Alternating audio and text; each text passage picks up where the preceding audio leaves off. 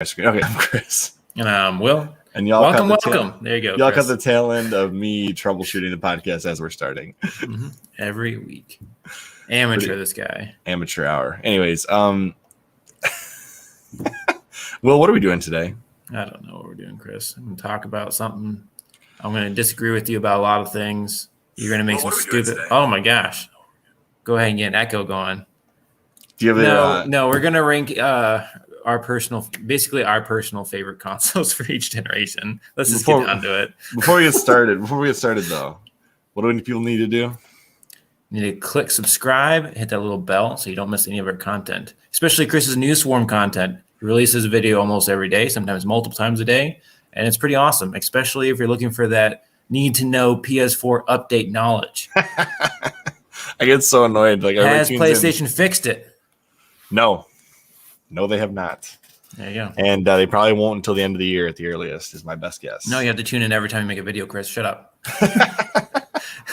I did put out another one explaining cloud saves because people don't know. Do you have an echo going on? Yeah, I fixed it. Sorry about that. Okay. I did recently figure out that they did do. People need to know about cloud saving because cloud saving will save your butt. And the dislike video is awesome. Thanks, Mike. Appreciate that. The question, what was I going to say? I lost my train of thought here because I got a compliment. I've lost my train of thought. No, that's never happened before. the PlayStation cloud service that they have. So Nintendo has it too. It's not nearly as good as PlayStation's because with Nintendo's it's we do it automatically for you, but half the time it doesn't work. PlayStation's is once you get PS Plus, you can pick and choose which games to upload it and automatically do it every night. I don't know how Nintendo's works. I know it exists. I know I have it. I have no idea how it works because half the time I look and there's not a save even on the cloud. So it's is this really working? I don't know. All right. Anyways, so today what we're going to do is we're going to be choosing our favorite gaming console from each generation of gaming and then defending our decisions. And bonus controllers. We'll do that. And if we're really full steam ahead, we'll do portables, which is a lot shorter. Yeah. How far back are we going to go with this, actually? We're going to start with consoles that we didn't actually have at the time? Yes. Oh, okay. Well, my answer is going to be very wishy-washy with those ones. I mean, you could just, based on merit, determine which one you would have picked. Yeah, that's fair. I mean, yeah. Most of my 2600 personal feel. Atari 2600 kind of reigns supreme in the beginning, so there's that. Good, we agree. We don't have to argue. All right, but that's actually Gen 2. Oh no! What was that? Video game. The noise that you just had there. Yeah. The Pharaoh has come back to life and he's haunting your condo. Let's see here. Video game, home console, video game generations. Gen 1. Gen 1 is the weird one. Yep. Let's get into it. So Gen 1, basically, I don't know how you can pick anything except the Magnavox Odyssey because everything else is a Pong console. Also, it has a really cool name, the Odyssey. They should bring that back for another console name. We're going to buy the Odyssey trademark and bring it back. and never release it. And we'll compete with the Atari VCS and the Television Amico. Yeah, we will sell games before the console comes out. I never even thought about that. That is definitely something that's probably available to be purchased is the Magnavox Odyssey. Let's do it. We should look it up at the end of this.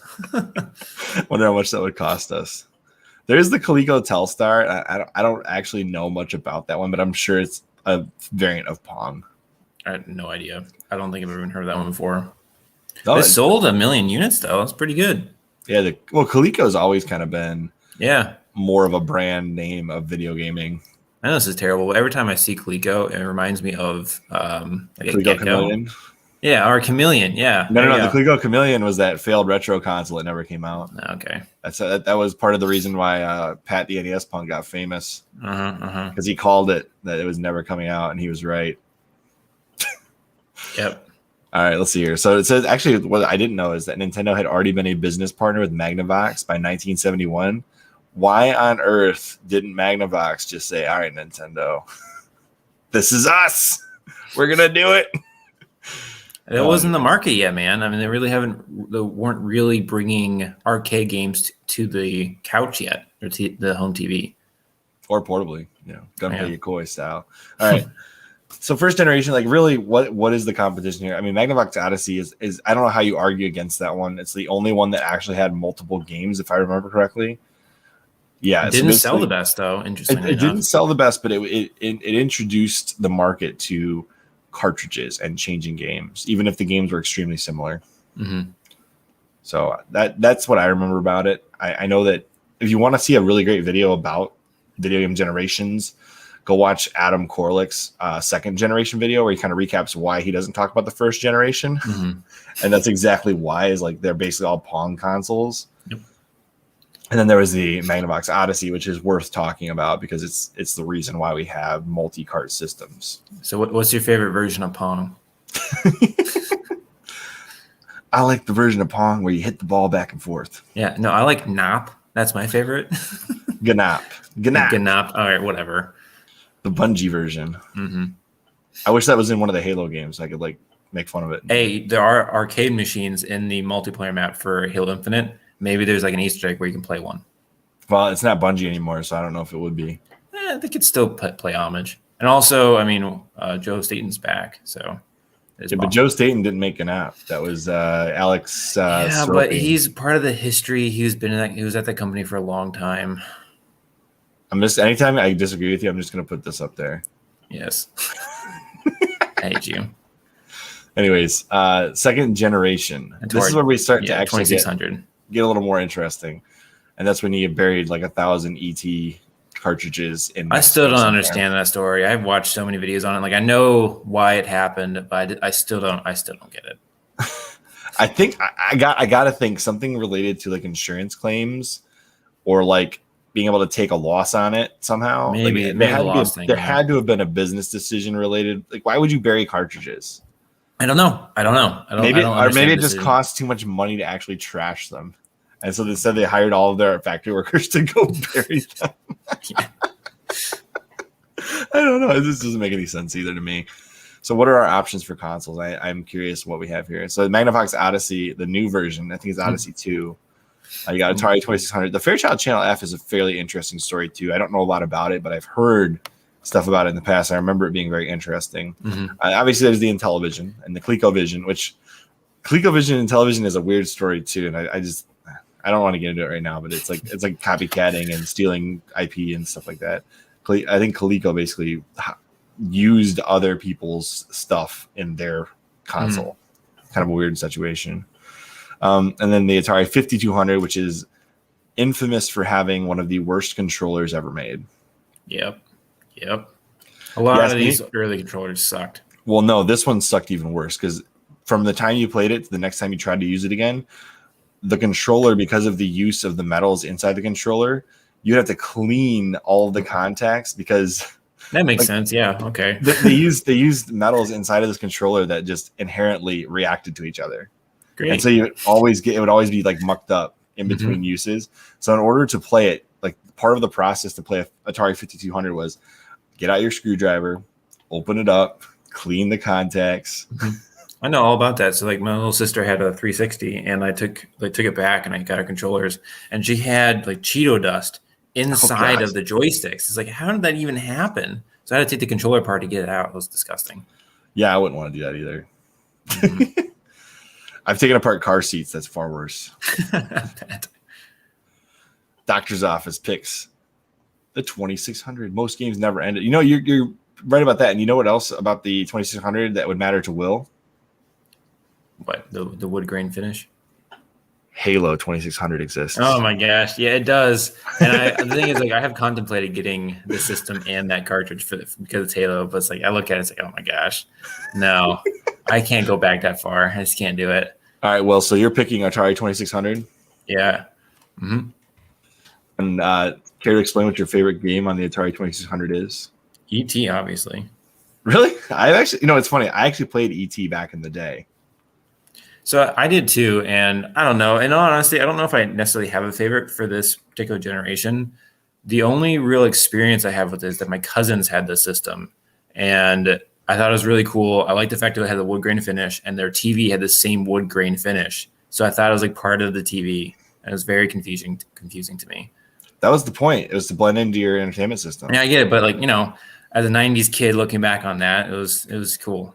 This game is worth owning a 2600 for, but you can get this game on almost everything. River Raid Combat. Patrol. Combat is so much fun. And actually, Nintendo made a spiritual successor to this in the tank game on Wii Play, which is one of the most fun Wii games that exists. There's a tank game that's on the N64 as well that this already reminds me of. Yeah, it's similar to like what they did with the Mario Party tank game too, but this is better because you have the whole screen at all times. Mm-hmm. You know where all the tanks are, and it's all about your strategy versus their strategy. Okay, how did they get to one side of the screen to the other like that? I don't actually know. I don't remember ever playing it like this. What is happening? I just really like Wii Tanks is one of, well, it also, you have to remember, it's like Pong where the ball bounces off walls. So like if you can't see it, because HD screens are always harder to see, you don't have the blur effect on the shots you got on the screen. But Dr. Salvage brings up another good point though. River Raid and Moon Patrol. Moon Patrol is awesome. Moon Patrol is cool. And Television Amico is coming out with a new version of Moon Patrol. Yeah. And that's actually the one I'm most excited for, because I've actually played it on my phone with that Intellivision Club app that they have. It's really fun. So that was one of the reasons why I thought about picking up the Amico and why I had it pre-ordered. But I no longer have it pre-ordered. I'm waiting to see when it comes out if people think it's actually worth it. So the Atari VCS, it hasn't come out yet, right? Yeah, it's out. It's been out for a while. Is it any good? Does it have any of these classic games on it? It has all of the classic games on it that are Atari essentially, and then whatever they could license. And then also it has new games and it can run your Steam library. Okay. So any game is that's it worth the $300 or whatever they charge for it? It depends on what you want to use it for. I can't tell you that it's not worth it, but what I can tell you is for what you do, Will, unless you're planning to play all your Steam games on a TV with a controller, I don't know that you have that many. It's probably not worth it unless you have either a large Steam library or you're really into Atari games. Okay, so probably not me. Probably not. Like if it was all old Nintendo games, like if Nintendo released an e-machine at some point where they just had the entire virtual console, like that's all it was. That's what this is, except for Atari. And then also they have some new games, and then like because you can install Windows, you can get Steam and all that too. But it does have xCloud. There's an dedicated xCloud app developed by, I think Microsoft developed it actually. I do remember going down to the bottom of the screen and you come out the top, and how that just stressed me out.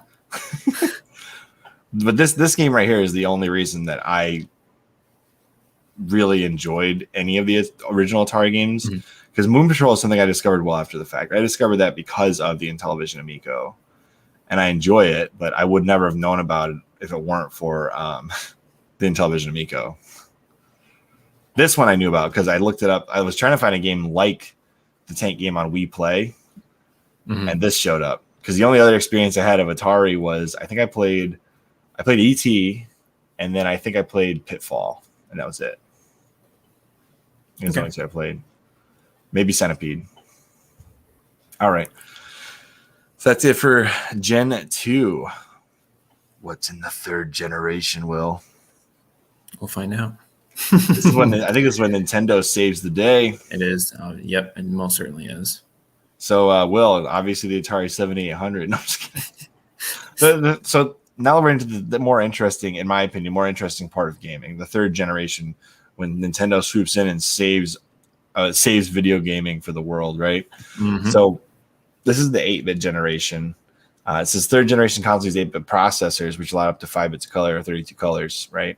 So this is the first time we really see like distinguished pixels, outlines. Like Mario Brothers, you see like an actual person and not like a stick figure.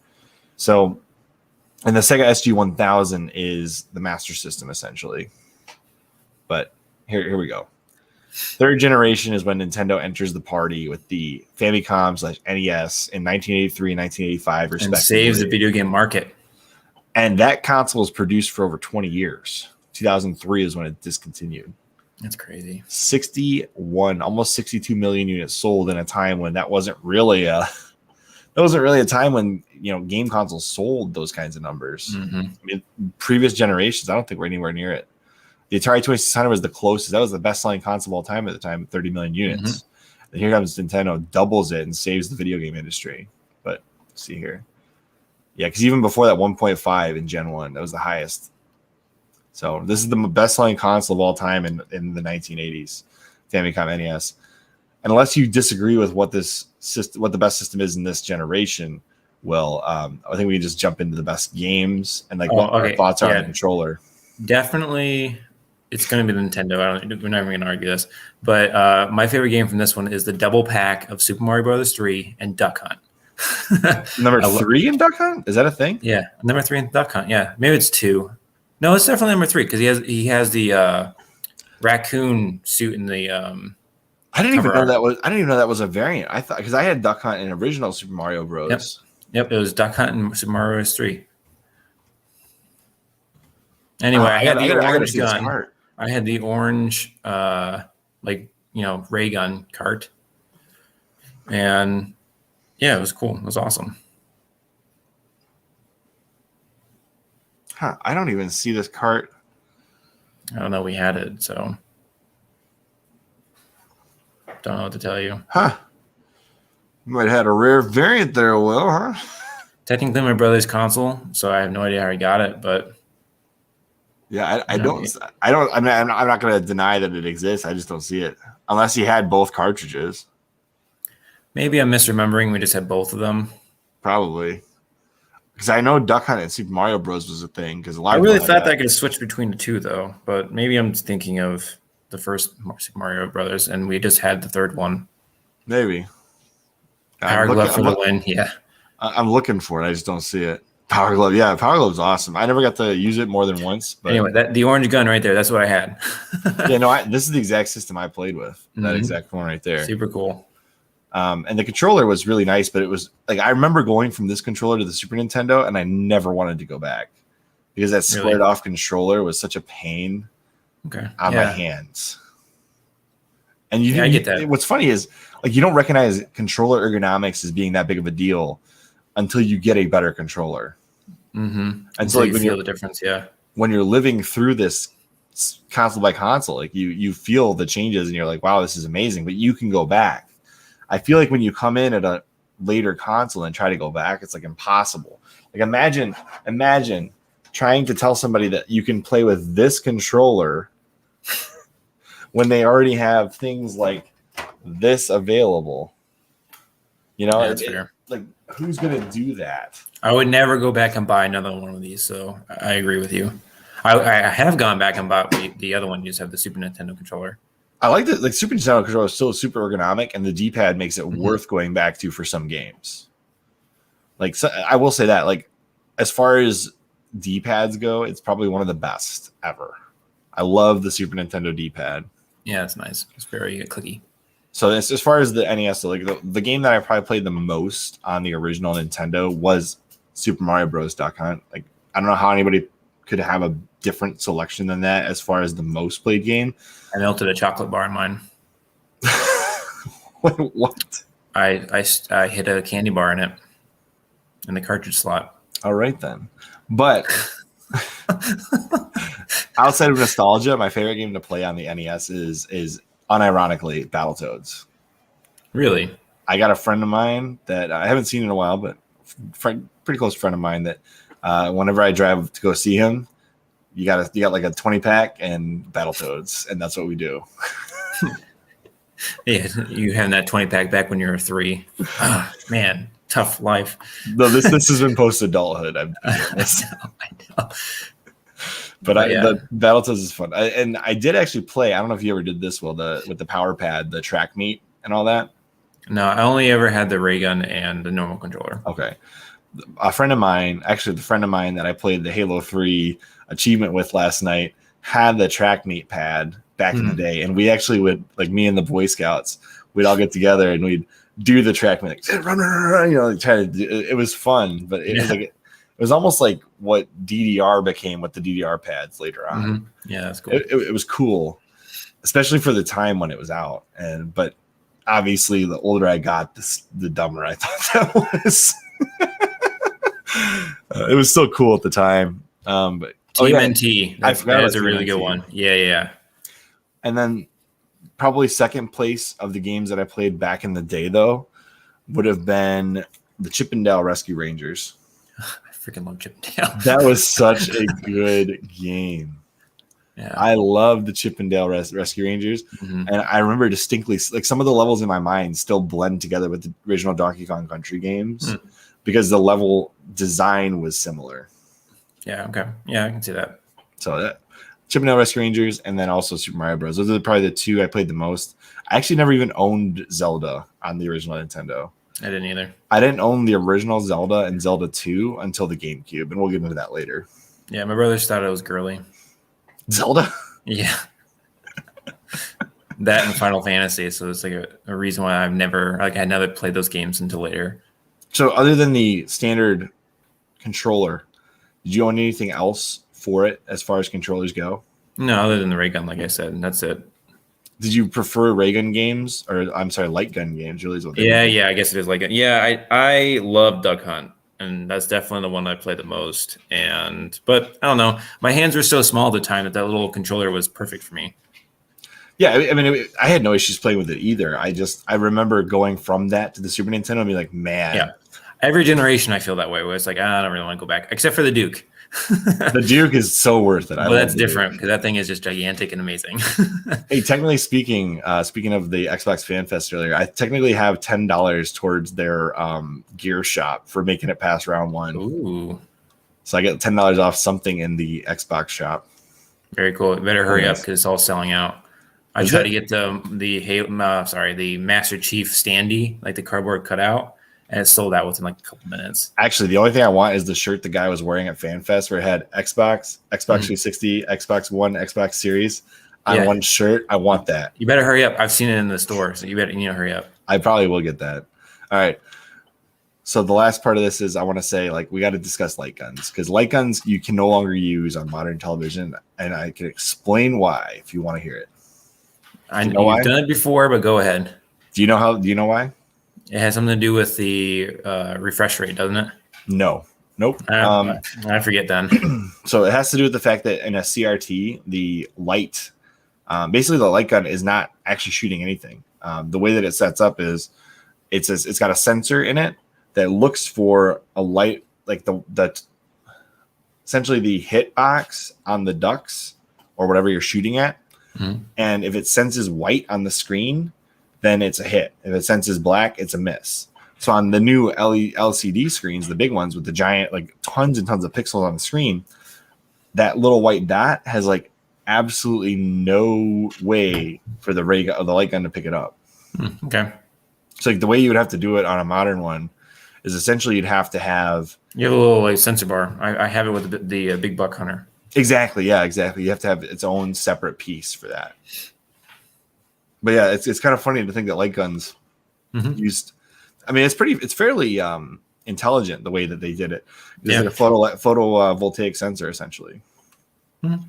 My electrical engineering degree paid off. I know. Finally. Anyways, we'll move on to the next generation. But NES for me takes the cake. Like I just love the design of this thing.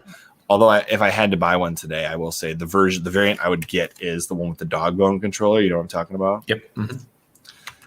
It's on the Wikipedia page too. I'll see it in a second. Oh, is it? Let me go back. Is it? Oh, on the NES Wikipedia page.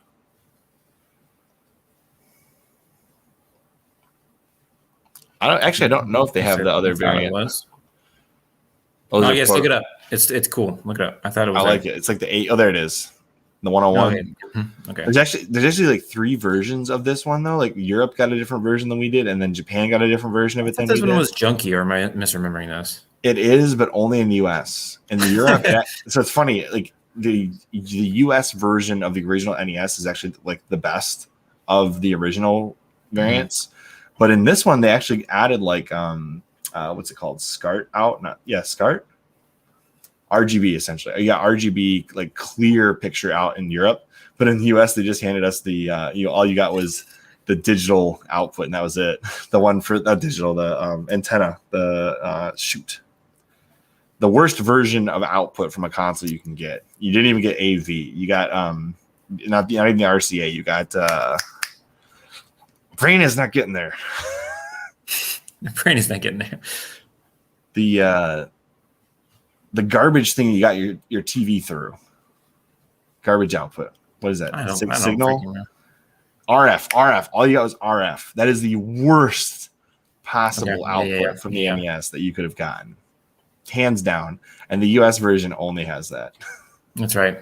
The European version, I think, had RGB SCART, and I believe Japan never even got this variant. But it had the dog bone controller, which is what you get with the SNES Next Gen. All right, let's move on.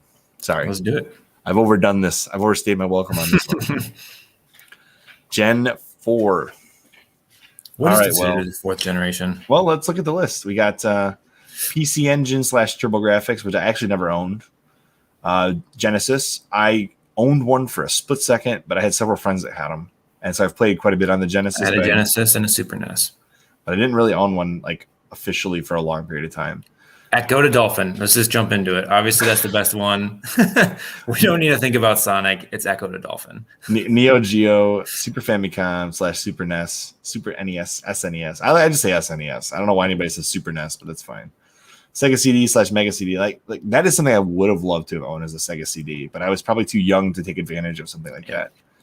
The CDI, obviously, we have to talk about that for a minute. And then the Neo Geo CD, which I'm still surprised that the Neo Geo CD was even a thing based on what happened with that. Yeah. But obviously, top selling console out of all the consoles that were sold at the time was the SNES at almost 50 million units. Sold less than the previous one. I know it didn't beat I always thought it beat the NES, but it didn't. Mm-hmm. Probably because Sega ate into their market significantly with their almost 31 million units sold. And I always forget that the PC Engine actually sold well. Yeah, surprisingly. Just for the shout out here, I also noticed that you use DuckDuckGo, sir. Very nice. I appreciate that. I do use DuckDuckGo. Love me some DuckDuckGo. All right. So, Will, what's your favorite console? This is tough because I did the Genesis and the Super NES or SNES pretty much the same amount of time. Honestly, I think I'll go with the Genesis this time. So I'm not always picking Nintendo. I really enjoyed it. Pick your favorite one. I don't care which one. Honestly, I like the controller better. I like that it was kind of like a smoother design. I never owned the good controller for the Genesis ever. I like the fact that it was a black console, which I feel like you can relate to. Yeah, I prefer those for my cabinet. It all looks the same. I really like Sonic, and because I liked how vibrant and colorful it was. I liked the fact he turned into a little blue ball, and I honestly liked Echo the Dolphin. I was really into the dolphins at the time. I had an almost perpetual motion little desk ornament. How it spins and the magnet makes it keep going. You know what I'm talking about? Yeah, I know what you're talking about. It had dolphins on it, so it was perfect time for me to really be in the dolphins. I'm not gonna lie, the motion that they were able to get with this game in regards to being Genesis hardware and trying to capture the movement and motion of a dolphin was pretty impressive for what it is, for the time that it. And I also just watched Free Willy, so I realized that's a orca in that, but it's similar, close enough. Yeah, you got to collect gems as a dolphin. Makes sense. All right. Anyways, for the Super Nintendo though, I have to say, Super Nintendo is one of my. The fact that I have two different branded wireless SNES controllers. It's got to tell you something. I grew up on the Super Nintendo. That was probably the first console that I really felt like I owned, had games for it, bought games for it, and it has one of my favorite series of all time on it. Can you guess which one that is? Donkey Kong Country. I love those games too. One of my favorite series. I can go back and play that game at any time, anywhere. It was the entire reason that I got Donkey Kong 64, not realizing that they were almost entirely different games. DK, Donkey Kong is here. But the amount of influence from this SNES that lasts to this day for me, A Link to the Past, one of the best Zelda games ever made, in my opinion. Yep. You got Super Mario Kart. That's the first Mario Kart game. You've got Super Mario World. Probably changed the formula up. Super Mario World is an amazing game. I will say that the original Mario Kart sucks. It does.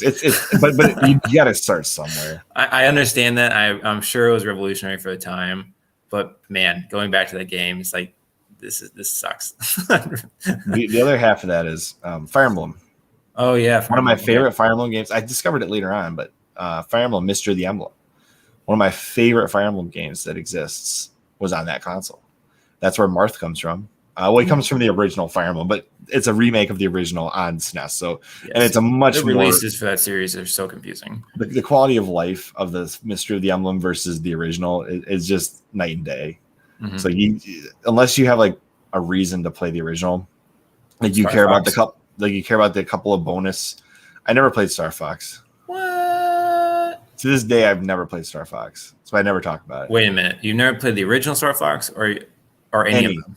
Any of them. Oh my Well, gosh. no, Chris. Adventures. I played Adventures. I played that doesn't even count. We're gonna have to sit down and play the N64 one together sometime. I did. The closest I've ever come to playing an actual Star Fox game was Star Fox Zero. Oh no. Oh, you poor summer child. Hey, it's a good Wii U game. No. I've heard once you get used to the controls, it's pretty decent. We're playing Star Fox 64 next time we're together. All right, understood. Understood that I have no It's one of the greatest co-op games of all time, Chris. Yeah, fair enough. But for me, Donkey Kong Country, Super Mario World, Link to the Past, Super Mario Kart, because at the time that was revolutionary. To a lesser degree, F-Zero, because I played it well after it was already out. I played it on other consoles. Trying to think if there's any other ones that I needed to discuss. I mean, Donkey Kong Country 3, like no joke, is one of my favorite games ever. Right behind Donkey Kong Country. Kirby, if you're getting Matt Kirby. And what's funny is most people are like, "Oh, but Donkey Kong Country 2 is the best." I didn't own Donkey Kong Country 2 until I was 18 years old. I got it at a garage sale for like $1. Mm-hmm. It was like, "Oh, Donkey Kong Country 2 is the best." I'm like, my experience was 1 and 3. Nobody ever bought me 2 when I was a kid. Yeah. Now I have no nostalgia for it. It's like when I go back and play it, I'm always like, "This is great," but I missed the first one. There's no nostalgia here for me. Yep. I get that. Like I have super nostalgia for Halo, and playing it with my wife, she just doesn't have any. A little bit. I totally get that. Watching like the Halo Infinite trailer, it's like that's that song from that scene in Halo 3, and she said like nothing. It's like, oh yeah, it's funny good. How much nostalgia can like change the way you look at things. Oh yeah. So like for me, like Donkey Kong Country is one of my ultimate nostalgias. Like I love Donkey Kong Country, the original 1 and 3. And then when I played Tropical Freeze and Returns, and I'm like, this is great. I love it. And like after a few levels, the magic is lost for me sometimes. I like the games. They're good games. I've played quite a bit of them, but I don't feel the need to finish them. Like whenever I sit down and play Donkey Kong Country, I'm like, I'm going to finish this one sitting. And I have the Game Boy Advance ports too, which are actually really well done.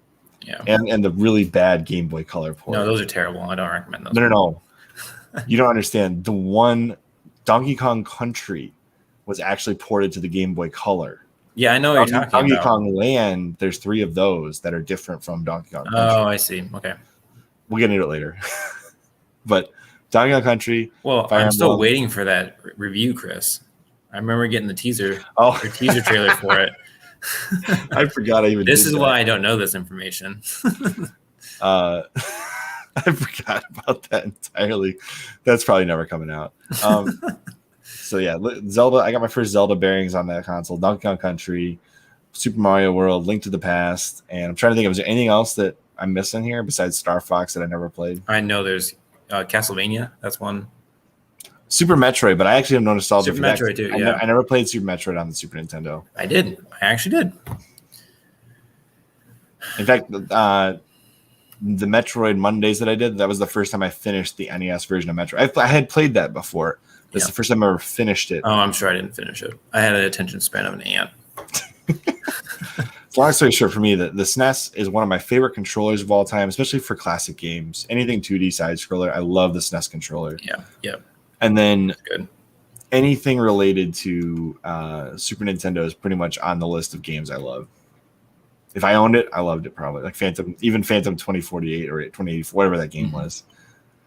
And if I went over Mickey's Magical Quest, or the Magical Quest starring Mickey, love that game, and it gets no hype at all. It's way better than the one on the Sega Genesis by a long shot, even though that one's got like 10 remakes now. Wasn't the Lion King and Aladdin on this one too, on the system? It was on both. Okay. I think they released it on both. There was some pretty significant alterations depending on which version you got, but Okay. they existed. I also have this Timon and Pumbaa Lion King game. It's just a bunch of mini games with Timon and Pumbaa in it. I love Timon and Pumbaa. Did you ever see the Lion King 1.5? Yes. Oh yeah, that might be my favorite one. I have Killer Instinct too. That's where that franchise was born. Oh yeah, isn't like it's not Grab by the Ghoulies, but Ghosts and Ghouls or something like that. It's on this? Ghosts and Ghouls, and Goblins, all that stuff. Yeah, that's Metroidvania, but it's it's its own thing. I'm trying to think if there's anything else. Super Nintendo, I have so many good memories, but like I never remember. Everything blends together. It's all 2D side scrolling, and it's funny. I picked the Genesis, and really the only games that I really distinctly remember being on that console is Echo and Sonic. I like Sonic. I just never really felt the need to buy a console for Sonic. No, I mean, I never stay with a series, but I remember like that was a perfect time for me to play it because I don't know, it was fast enough for me that it kept me entertained. I liked how colorful it was, and I also liked the idea that I was playing as an animal. I was really into that at the time, as you can tell by 2 games I picked. Anyways, I picked SNES. I don't regret that decision. 5th generation. Here we go. This is more interesting because you actually have to make a good decision. Like the Apple Pippin is obviously the right decision. Oh, Pippin. Yes, the console I didn't even know existed until like a couple months ago. All right, so here's the 5th generation, 1993 to 2006. I technically went way longer than I should have. And that's based on I think when they stopped producing the last console. Yeah, 2005 was when the PlayStation stopped getting produced. So during this time we had the FM Towns Marty, which if you don't know what that is, it's like one of the weirdest consoles ever.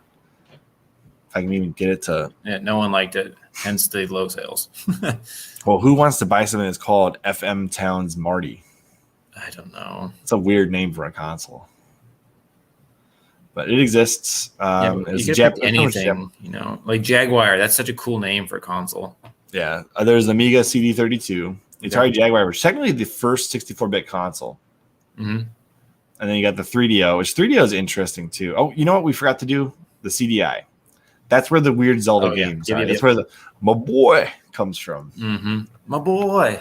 And oh my gosh. If you guys haven't seen the CDI Mario or Zelda games, you have to watch the cutscenes. It's ridiculous and terrifying and a fever dream. I mean, just seeing these thumbnails should tell you all you need to know. Peanut Butter Gamer has one of the best videos on CDI games. Games. And somebody actually was doing a Zelda CDI reanimated thing. And there was a project to actually convert these to a modern console. No, that's how much bad nostalgia that exists. It's like it's like the worst B-rated sci-fi movie you've ever watched, and somebody's like, "Let's make a 4K version." Sharknado 4K. It's like that level of. It's like so bad it's good kind of a deal. I've played these games, by the way. I think I'm the only person I know that's played these games. But. Yeah, we'll move on now. But I can't skip that generation. I go through that generation without talking about the CDI existing. All right, let's see here. So we're on to Gen 4. No, 5. We're on 5. Yep. FM Towns Marty, Amiga CD32, Atari Jaguar, which honestly, Atari Jaguar is the one console on this list that I never owned but always wanted. I thought it was I thought it was cool. I always wanted it too, just because of the name. And it's actually the console that debuted Rayman. Honestly, the only reason why I want it is because it's called Jaguar. Fair enough. I mean, now I have more reasons for it because like there's a lot of cool history around that console. But at the time, I was just like, no, it's Jaguar. I want it. It's named after an animal. Just following the same thing. Exactly. There's a solid 10-year period of my life that was the only way I made decisions. There's the 3DO, which technically I think EA owns the 3DO license, but the way it was set up was anybody could produce a 3DO console. It was like you paid for the ecosystem to be produced in a hardware form that you were creating. It's like anybody who was like a DVD manufacturer, CD probably player manufacturer at the time, could have produced a 3DO console. I think the Gaming Historian has a really good video on the 3DO, if I'm not mistaken. He does. And you got PCFX, which is the TurboGrafx 16 successor. Sega 32X, which is one of the weirdest consoles ever. Yep.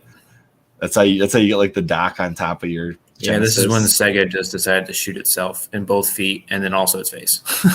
When you have the Sega 32X and the Sega Saturn releasing in the same year, basically, that was a mistake. Yeah, but I had the Saturn for a little bit. Did you? Yeah. Did you play anything on it? I didn't play a single game on it. I had it for like 2 weeks, and then we got the N64 instead. What did you do? Take it back? No, so it was my brother's, and he just kind of okay. had it, and he liked getting all the new shiny things. So I think that was like his gift. And then my parents like, you never use this thing, you don't get to keep it. Yeah. Okay. All right then. So obviously, then there's the PlayStation, the Nintendo 64, and the Apple Pippin.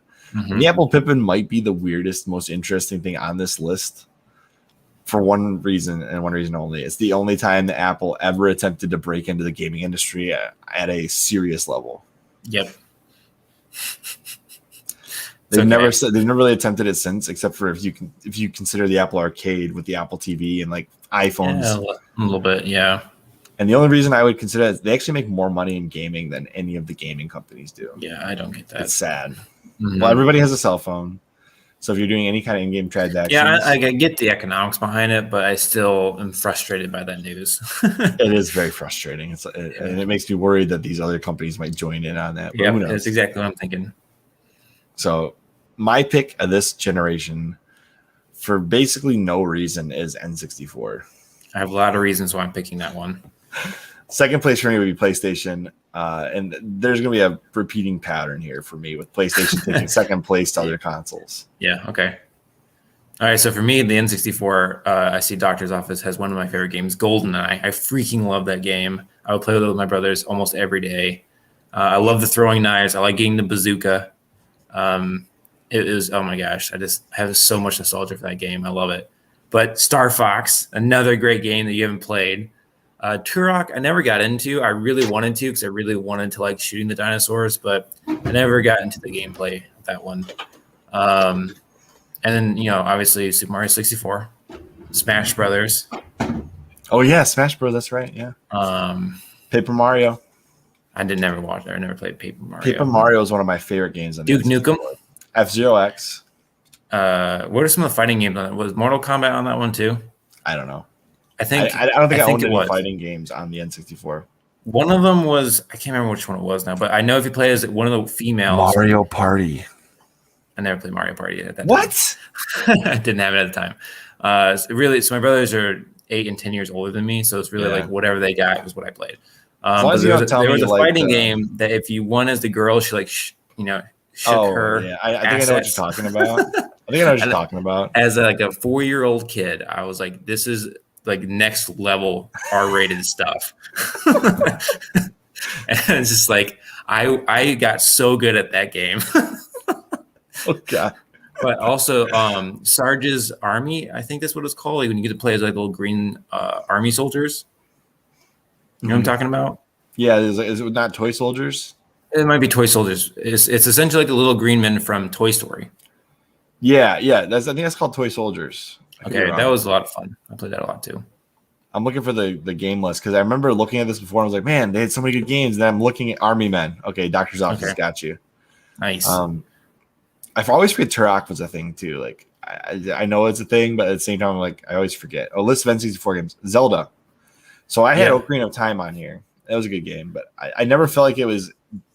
I never felt like Ocarina of Time was better than A Link to the Past. I'm like probably one of the few people that felt that way. Well, it's the 2D versus the 3D. They're just so different. The problem I had was just like some of the conversion from 2D to 3D introduced things I didn't like. Things I significantly didn't like. Yeah.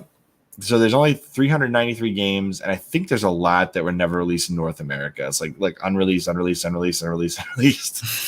So like there's a lot. But for me, the ones I remember, Pod Racer, great. Pod Racer. Yeah, I forgot about that one. Mario Party, Paper Mario. I played Paper Mario so much. But the fact that I love Donkey Kong, Paper Mario introduced me to like RPGs. Like legit, that was my introduction to RPGs. Okay. I never played Final Fantasy, so before that anyway.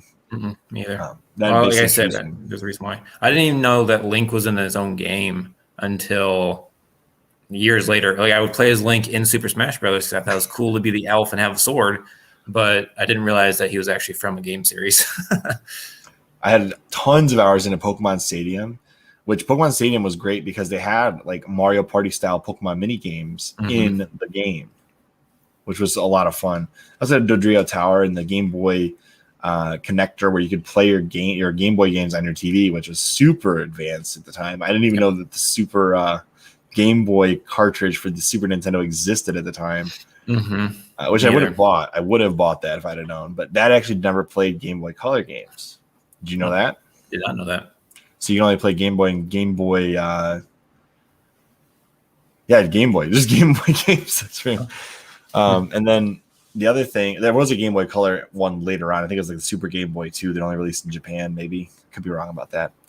And then for N64 though, it was like I loved racing on the N64. I thought that analog stick, the single analog stick version of the N64 games, because they never had the dual analog stick, obviously, made racing games not easy, but steering made sense, if that makes sense. Yeah. And then Pod Racer and F-Zero X perfected it with the N64 controller. Those are two of my favorite racing games ever. We should go back and keep talking about GoldenEye. It's the greatest game ever. I recently found out you can do dual analog sticks on GoldenEye. I would never have done that. And this is so weird. Is like I don't remember having any issues with just the one analog stick, but trying to think about how to even do that now, like it doesn't even make sense to me. It's like, how do you even direct your character? It's like, but at the time it was perfect. Like I had no problems. And then Ocarina of Time, Mario Party, and Paper Mario. I'm trying to think of Donkey Kong 64. That was a good one. I really loved Donkey Kong. At the time the Donkey Kong 64 came out, like that was for me the next step past CHRILLCAST with CHRILLCAST. Thanks, Jacob Clark. Yeah, thanks. Thanks, Clark. You ever Griswold family vacation? Thanks, Clark. I used to think they're actually were family members. We would watch this movie so often I thought they were home videos. True story. Those stupid movies are awesome. Banjo Kazooie. It was like the next evolution of Banjo I can't believe we freaking forgot about those games. Yeah. Oh my gosh, Diddy Kong Racing. How did I forget that game? Mario, and then the Mario Kart 64, obviously. I would pick Diddy Kong Racing over Mario Kart any day. I love Diddy Kong. Mario Kart. Select game. Anyways, I think racing, any type of 4-player racing game or couch co-op game on the N64 was darn near perfect. Yep. And going back to them now and trying to play, it's like, how did we even do this? Also, Tom Clancy's Rainbow Six was on this console. I think I did not even realize that. I think possibly the first one. But yeah, I mean, there were so many good games on this system. I think Mario Tennis was on here, Mario Golf, maybe the first one. Conker's Bad Fur Day, just for Billy. I didn't get that into the Xbox. Yeah, I didn't own that one back in the day. Doom 64 exists. Dr. Mario 64. I'm so surprised they released a Dr. Mario game on there because it's like that feels like it should be a 2D game, and they were really trying to market 3D games, and this doesn't fit the bill. There's Duke Nukem, which I didn't own because I was too young to own. Nope, I totally had that, and it was great because he makes a bunch of lewd jokes, and it was just wonderful. Let's see if you see anything else in here. There's another one, Hexen. That game is garbage. Don't try and play that. My cousin got me playing that for a while, and I still he's like, it gets better the longer you play it. No, it doesn't. It never gets better. Hopefully it didn't offend anybody. Superman there. 64 is clearly the best game on this system. Yes, obviously. Duh. My favorite game on this system would be Legend of Zelda Majora's Mask had I had it on this system, but we'll get into that later. Yeah. I had it on a different system, and it wasn't the 3DS. Anything else that we need to talk about? Mario Party 2 is the best of the Mario Party games on this system, for sure. Have you gotten the new Mario Party on the Switch yet? I have one of them. I don't have the new one. Yeah, you should get the new one and let me know how it is because it's supposed to be a remake of all the old games. I've heard that it's decent, but they only give you 5 maps. I can't understand how you pay that much money for 5 maps. It doesn't make sense to me. Okay, let's go to the next generation. I think we've done this one. I just want to make sure there's nothing else that we missed. Pokemon Snap, that was cool. I never owned it, but I always thought it was cool. I did not think that was cool. I thought it was stupid because I wanted to actually go in like an open world and go and find Pokemon. So you would have liked Pokemon Coliseum on the GameCube. Yeah. There's also the Star Wars, not Rogue Squadron 2, but Shadows of the Empire. That was a good one. I owned that one. I had a lot of fun with that one. Definitely worth owning. I just want to make sure we didn't miss anything else. Well, I promise we'll move on in just a minute here.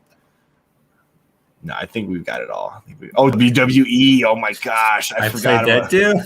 WWF, really, because it wasn't WWE yet. But my God. No Mercy was so much fun. I got to play as Andre the Giant all the time. Every time. I played Zombie. Andre the Giant every time I played it because I just want to be the big dude. Yep. How is everyone doing? We're doing well, Jacob. We're doing well. Thank you for asking. Installation today, and I have fiberglass in my eyeballs. Yeah. Okay. So if you see me keep touching my eyes, it's because my eyes are watering and I'm getting the crap out. All right, we'll move on, Will. But I will say this. I liked this controller a heck of a lot because it was a lot like the Super Nintendo controller. Yep. And the Super Nintendo controller at this time was still my favorite, but I was starting to warm up the analog sticks with the N64 quite a bit. Now, my buddy had a PlayStation and he had a Jurassic Park game, and I thought it was really dumb because it was like a top-down view, and I've been playing so many 3D games where you have like over the shoulder or first person, and I don't know. I thought the PlayStation was underpowered just based off that one interaction. So it's like, man, this system is stuck in the past. There you go, Will. Installation is a major pain, especially if you don't want to wear gloves. Oh, I wore gloves, and I still got the fiberglass in my gloves, and it's like I could feel it like scratching my skin. That's like the worst because it takes forever for it to pop out of your skin. After weeks, you'll still be feeling that. Yeah. I do want to quickly give a shout out though to the PlayStation because obviously the PlayStation there was a few games like freaking out. The PlayStation had some really great games on it, and I like the final iteration of the original PlayStation controller that had the dual analog sticks.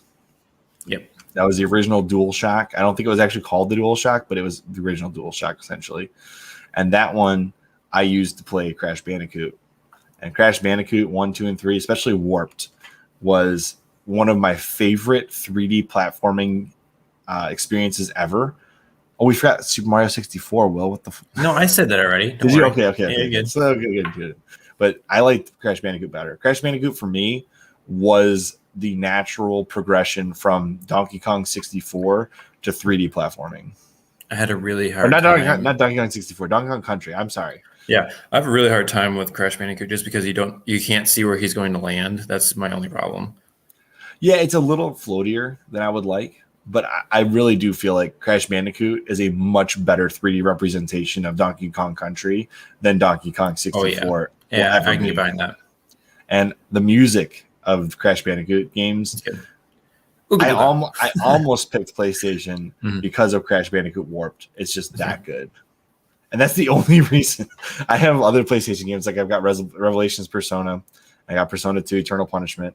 Great games, but I didn't own them till later. So like my nostalgia for them, it stems from the fact that I like the series, not because I like those specific games. Although Eternal Punishment has one of the best stories of any game in the Persona series. So there's that. All right, let's move on. I feel like we've covered this enough. Yeah, DualShock's great. That's where it debuts on PlayStation. It was also just one more thing about N64. I used to think that the controller was so weirdly shaped because it was Mario's hand, and I realized it would only be 3 fingers. But like I had convinced myself that was the reason. It's like, this is Mario's hand. That's why you're playing like this. And we had different color controllers, and depending on your how good you are, you got to go up in rank. So like the blue controller was the first player, then we had green for second player, then we had red for third player, and then we had the gray for fourth.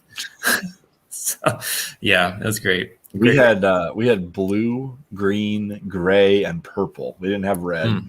Didn't have purple. The purple one was pretty cool. That was the one nobody wanted to play with though, so it had the best analog stick. Oh, nice. Okay. The gray one usually if there was 3 dudes playing, it was the green, the blue, and the gray. And then if there was a girl, then it was like, oh, you get the purple. There's also a weird glitch with, speaking of the analog stick, there's a weird glitch for GoldenEye that if you rotated the stick really fast while it was loading, your character model would just keep spinning when the game loaded, and you couldn't get out of it, so you had to reboot the game. Oh, geez. I've never heard of that. Oh, NFL Blitz. I totally forgot about that. Yeah. Isn't that what Blitz the League came from, was that series? Yeah, I believe it. Yeah, I believe that was sort of like a reboot. But yeah, no, that was really fun. I remember the commercials for NFL Blitz the League was like, get him steroids, kill the guy on the other side of the field. That was back when I could actually still play sports games and be decent. Well, I liked sports games back then. I can't even get into them anymore. I have I'm just not good at them, and I don't enjoy them anymore. I just button mash. And then we get to the 6th generation, we get the consolidation down to far less consoles, so the choices get lesser and lesser. These are all good, though. That's this is one of the hardest generations to choose a winner. Mm-hmm. But I have my personal choice, and I know I'm going to probably end up in disagreement with Will on it. Yeah. But you've got Dreamcast, which hands down is one of the best consoles that I never owned back in the day. I owned one for a brief period of time as an adult, and I enjoyed what I got out of it. But recognizing the fact that almost every Dreamcast game exists on another platform, and it plays better on other platforms, it's hard to go back and own one without having the nostalgia of owning one back in the day. So for me, I wanted Dreamcast one of these so bad as a kid, though. It's super cool. I love the design aesthetic of it, and I know that that's where they got the Xbox controller from. The original one was they looked at the Dreamcast and said, we want to do that, essentially. Especially when you look at the colors and everything else, like they use the exact same 4 colors. Well, they helped make this one. Yeah, they helped make it by giving the Windows CE on there, but most games didn't take advantage of that. But the way that I look at it is the Dreamcast is the one that got away. Yep. I never got one. I probably would have loved it for Pod Racer more so than any other console I've ever owned, because it is a better way to play Pod Racer than the N64. But my nostalgia is with the N64 version. So, same. So there's that. But I'd hate to not talk about it. The VMU unit is really cool. It's like a little mini console inside of your controller, and it's got a memory card function and also a game function, which is neat. Having the cord come out of the bottom, though, was so weird. That's a Sega thing. That's a Sega thing. It's weird. But, I mean, obviously, it's got the staying power. For only having sold like 10 million units, it has the staying power of one of the strongest selling consoles of all time, despite the fact that it did not. It's still less than the Wii U. Yeah. That's actually, putting that in perspective, that's just sad. Yep.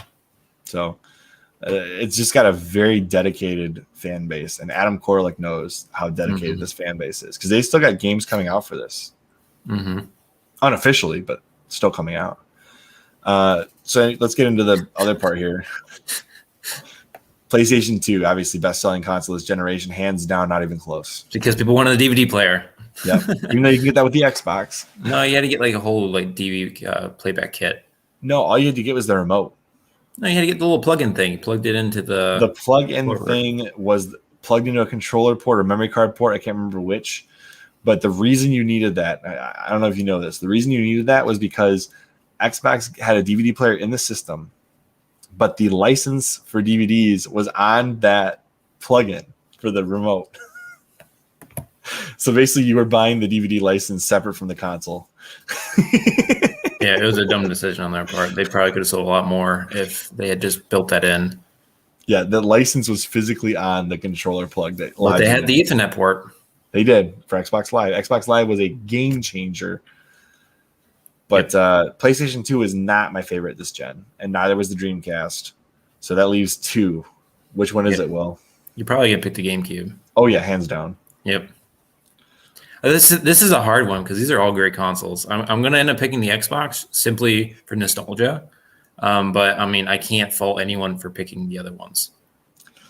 So the reason – I'll tell you why I end up with the GameCube. But why don't you go first? Because I've gone first every generation. Why the Xbox? I know the controller is amazing, but why else? So I go with Xbox just because that was like the first console was actually given to me. So that was pretty cool. I didn't know what it was. Actually, when I unwrapped it on Christmas, I unwrapped the Duke controller, which is just the biggest, heftiest freaking controller ever, and I love it. My brother's like, "That's the new N64 controller. Didn't you know?" And it's like, "But it says Xbox." But I was like naive enough that at the time it's like, "Oh, I guess I could Keep talking. I'll be right back. Keep talking. So anyway, long story short, I didn't get Halo that day, but I ended up getting Halo. Like I rented it from a Schnucks, which is like Kroger's or like another like grocery store chain.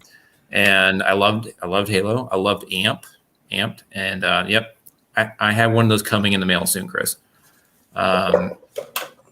And Fable is really the first game like RPG that like introduced me to RPGs. And then it wasn't long after the Xbox S controller came out that we got a bunch of those. We had the color ranking system again. But I always kept my Duke because I don't know, I loved it. The problem I have with it is how is it the right thumbstick that's weird or the left one? What?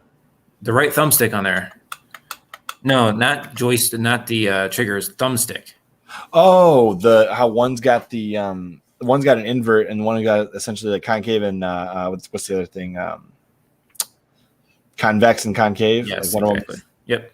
But one of them looks like essentially looks like a I aim down the sight, a trigger, not shoot, iron sight. It almost looks like the sight on a gun.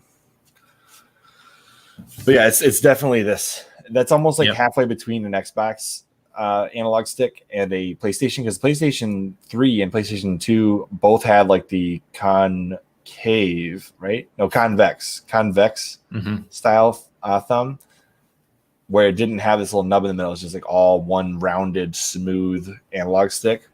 Yeah, that was the only weird part about it. But honestly, at the time, I thought it was wonderful. It's only looking back on it. Reticle. Controller. That's what it is. The reticle. It looks like a reticle.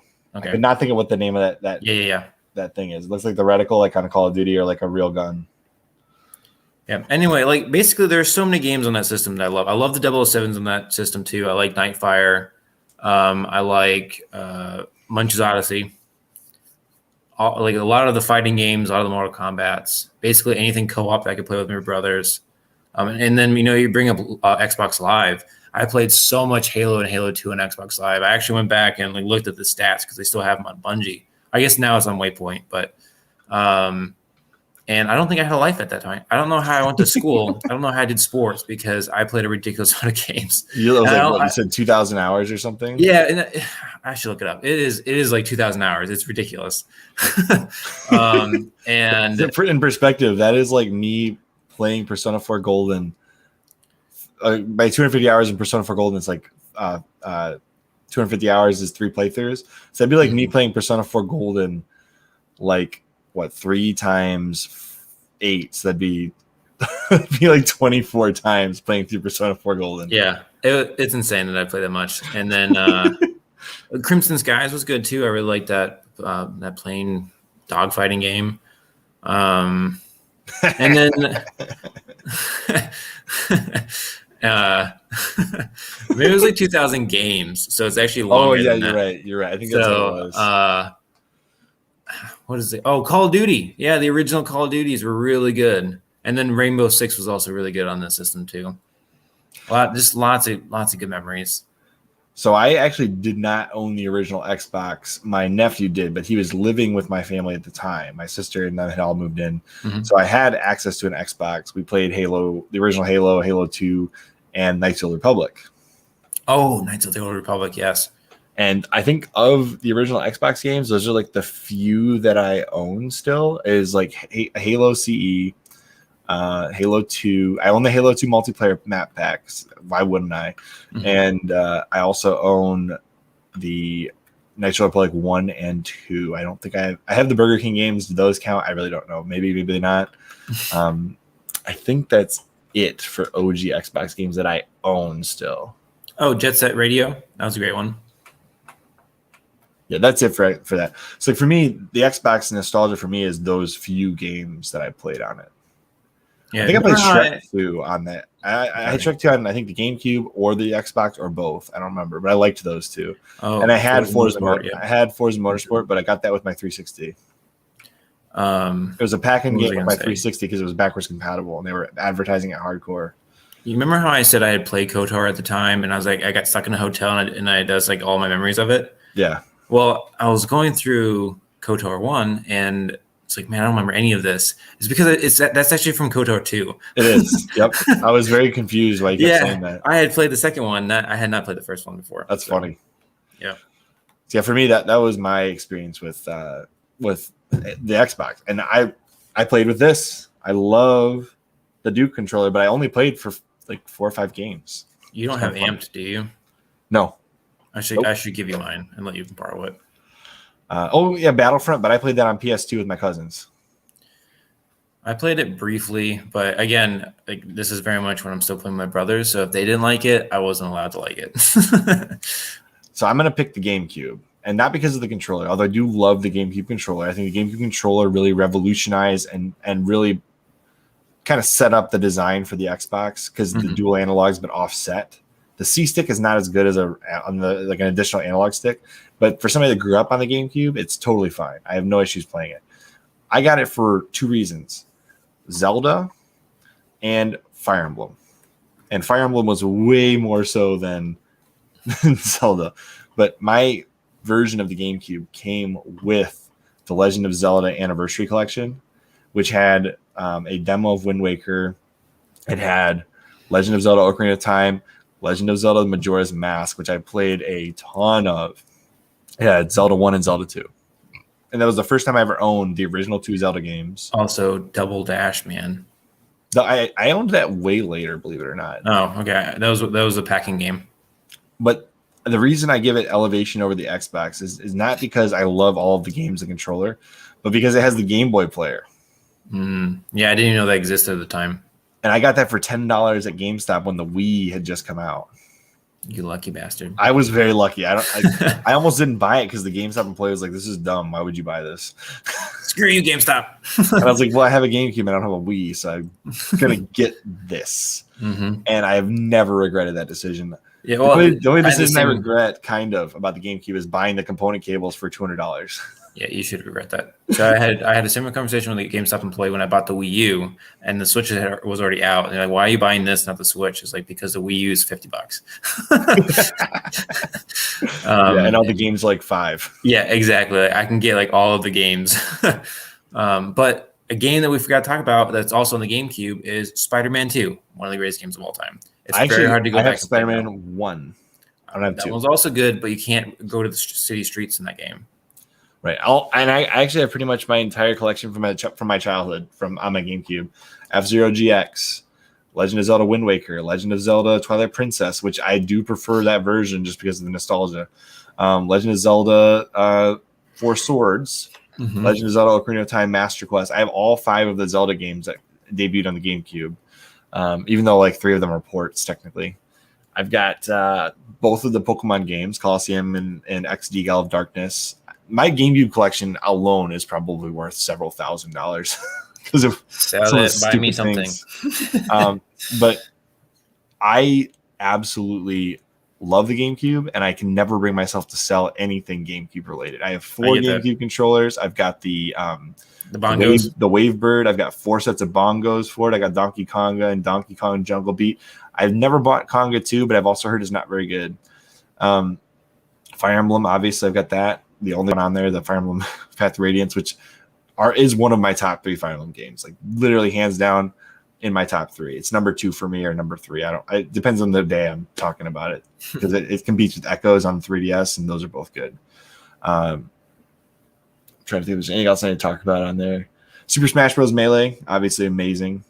And then Paper Mario Thousand Year Door, really great game as well. This is also a good time for licensed games. So like games based off movies. Shrek 2 is good. Shrek 2 is great. I also like the Emperor's New Groove movie. I never played that one. The game. There's a couple that were good. Yeah, Matrix was on this generation, wasn't it? Oh yeah, Enter the Matrix. That was a good. I actually really liked that game. People hate it, and the reviews are terrible. But I liked it a lot. Trying to think if there's anything else that we need to discuss here. Memory cards is the last generation where memory cards were a thing. GameCube memory cards were super cool. I loved how you could portable, like take it with you and like load your game up on somebody else's console. Essentially, that was neat. It was confusing going from the N64 to the Xbox though, because I remember trying to bring my disc to my friend's house and like loading up my save and then realizing like it's not on the disc. That's why they had the memory card holder in the I game didn't have a cases. memory card holder, man. Or I No, guess I had the holder, but memory I card didn't holder have was Yeah, well, I know. what's funny is but the memory card holder for the GameCube was in the case that you brought the game over with. But the thing that's funny about that is every third-party memory card was bigger than the GameCube official one that fit in the case. Like if you bought a third-party one, it did not fit in the case to carry with you at all, which is hilarious. But I digress. Memory cards were cool. And then the other thing about that I found interesting was the Xbox launched with a hard drive. That was the first time that happened. Yep, true. And I actually was used to memory cards from the N64 because they had memory cards. You just probably didn't know it.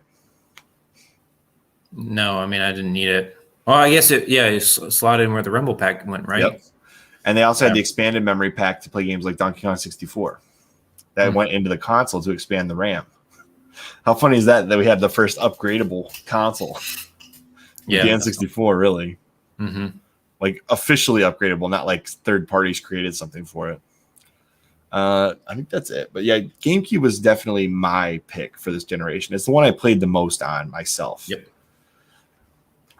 Which is funny. I was literally Nintendo all the way through until we get to 7th gen. And that's when you should go down the list. I mean, no one knows what was out during this time. The list is so extensive. You got the Xbox 360, the PlayStation 3, and the Wii, which I actually owned in that exact order. I had an Xbox 360 almost day one. Then I had a PlayStation 3 when my brother took our Xbox to college. Okay. And then I had a Wii in like 2012. I think I bought my Wii. I got it through an eBay deal for like $30 with multiple controllers and Fire Emblem Radiant Dawn. And that was the only reason I bought it, was I wanted to play Fire Emblem Radiant Dawn. That's it. The only reason I got a Wii. And then I got Skyward Sword too. I think that was the only two. For the longest time, I only owned 2 games on the Wii. It was Skyward Sword and Fire Emblem Radiant Dawn.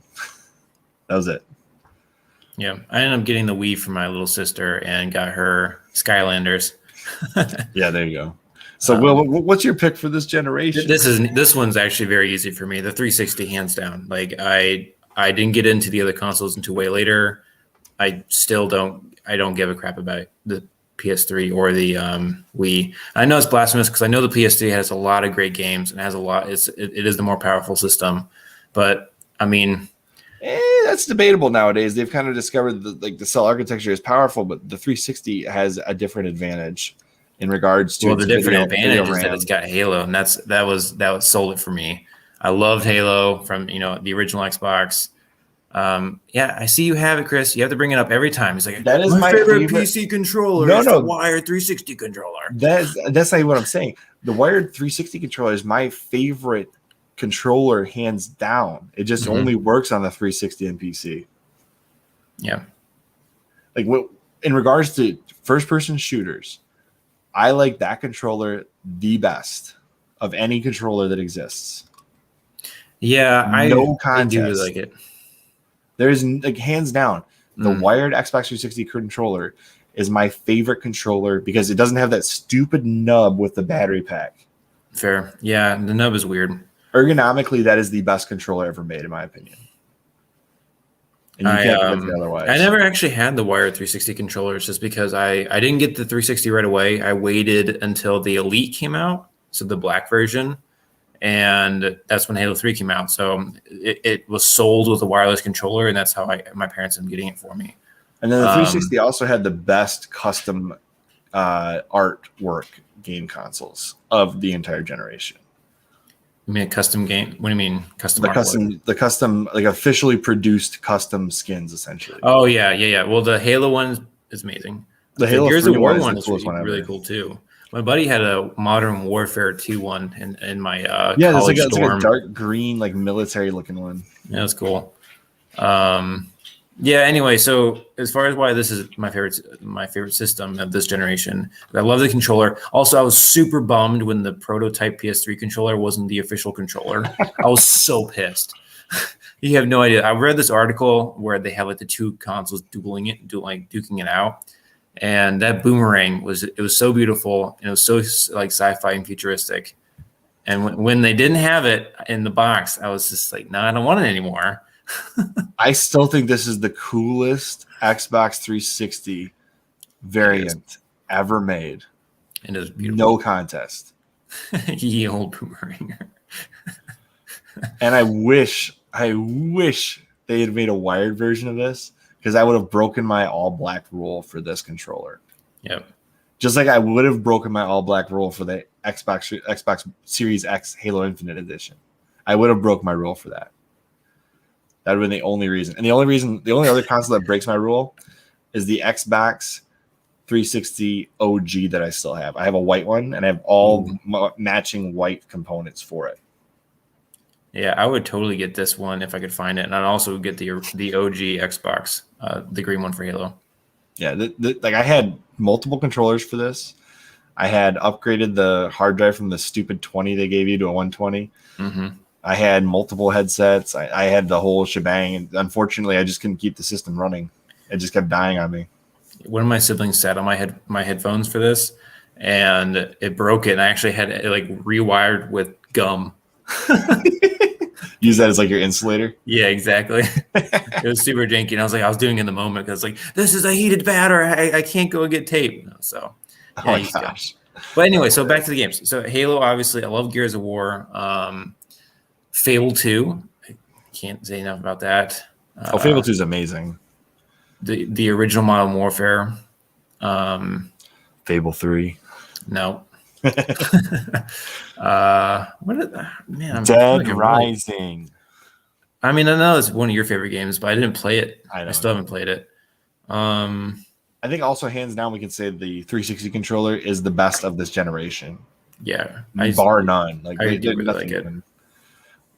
Nothing in there. Put a list above in the chat. Oh yeah, 7th gen. You got okay. He's got aged.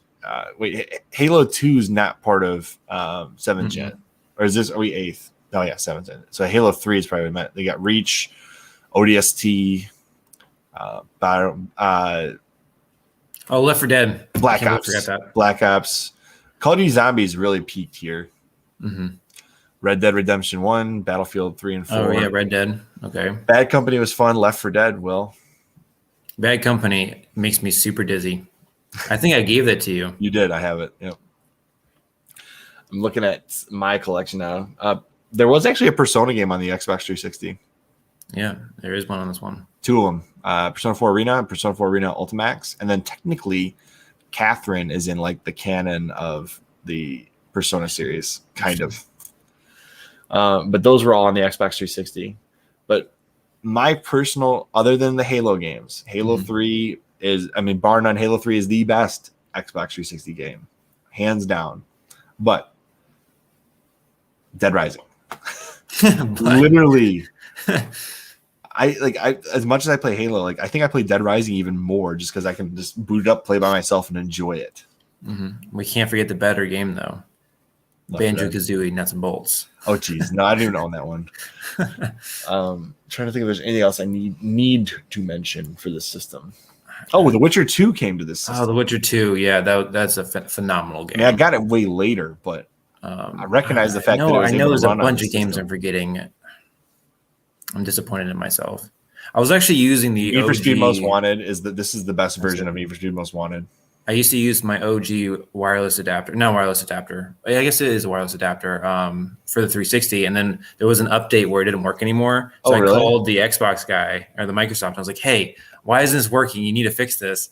And they said, well, this is update. It doesn't work. I said, well, I have to play right now. I can't go and buy one of these adapters. What do I do? And it actually showed me I could hook my Xbox into my PC or into my laptop and use it as a Wi-Fi router for a long time. Yeah, that was cool. There was also, I know about the GRA games, Jacob. Thank you for bringing those up. I didn't actually play them on this system, but I know about them. Advanced Warfighter was cool. The Kinect existed. There was that. I did like the Kinect. I like playing Kinect Adventures. I like playing the Just Dance game by myself because I suck. Yeah, and also like the Kinectimals was really cool. It was Kinectimals? You played that? It was cool for 3 seconds. There is a game called Rise of Nightmares. It was produced by Sega. It's like a House of the Dead style Kinect game essentially, but it's more demonic. It's really creepy, and it ran like at times it ran like dog crap, and at other times it ran really really well, and it was like almost like a VR experience with the Kinect. It was bizarre and awesome and short, but clearly the Kinect had some pretty good, promising hardware, and it never fully got utilized, in my opinion. Yeah, well, they pared it down really far. Do you remember the Milo and Kate, I think? I do. Game? So that got me really excited for the Kinect. And then I guess apparently the engine or whatever like hardware is inside the Kinect, this wasn't powerful enough for it. So they canceled the game. No, the problem was the Kinect could only use so much of the Xbox 360's power. If they would have launched the Kinect with the Xbox One, I think it would have went off a lot better. Maybe they would have just held it back just a little bit. They sold a crap load of those, so it's not like they did poorly. But I think when you launch it on hardware that can't utilize it to its fullest extent, you handicap it and you essentially undersell what it can do. I think that's what happened.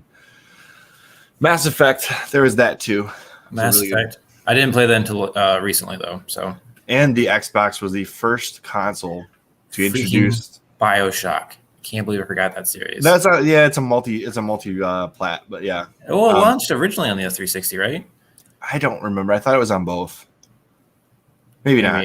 Oh, Mass Effect launched originally on the Xbox, but Mass Effect was an Xbox exclusive. Actually, Mass Effect 1 was Xbox exclusive until like way later. That was the whole reason they created the comic book that led into Mass Effect 2 was because they couldn't get Mass Effect on PlayStation 3. And until I think like 2012 or 13, when they launched the Mass Effect trilogy version, was when you finally got Mass Effect 1 on the PS3. It's kind of a weird situation, but Microsoft had pretty good rights to that. So like to get it on the PS3 was a pain. But I wanted to say this. Xbox 360 was the first mainstream console that introduced emulation for backwards compatibility on a per title basis. That's pretty neat when you think about it. Like, it was the first time that's ever been done. Screwed up some of the emulations, though. It did. I'm just saying, like, it's really cool. Previously, the PlayStation 2 contained full-blown PlayStation 1 hardware in it. And then the PlayStation 3 contained full-blown PlayStation 2 hardware in it.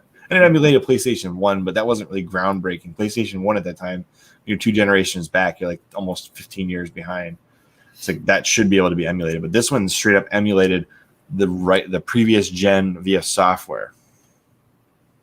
Whereas PS3, and I will say this, PS3 screwed this up, but they could have used it as a huge selling point if they'd have continued on to PS4 and said you can play your PS3, PS2, PS1 games all on one console, and the crowd went wild. No, but the PS3 did this. My PS3 can play PS1, PS2, and PS3 discs, no issues. That's cool. And I think that's one of the coolest things about it. But it doesn't rely on software emulation. It relies on hardware emulation or hardware compatibility. Whereas the 360, it's all software emulation.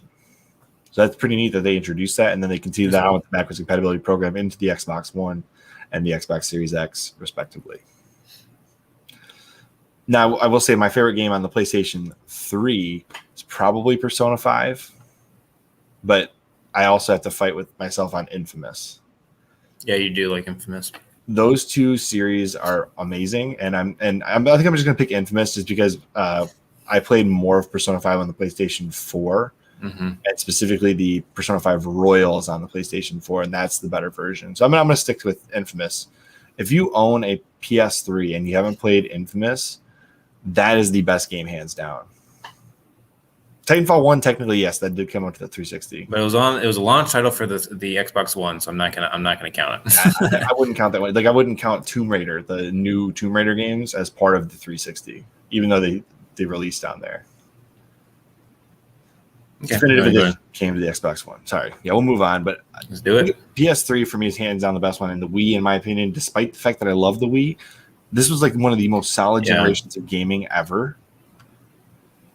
And the Wii U, in my opinion, is the worst. Yep. Of the three.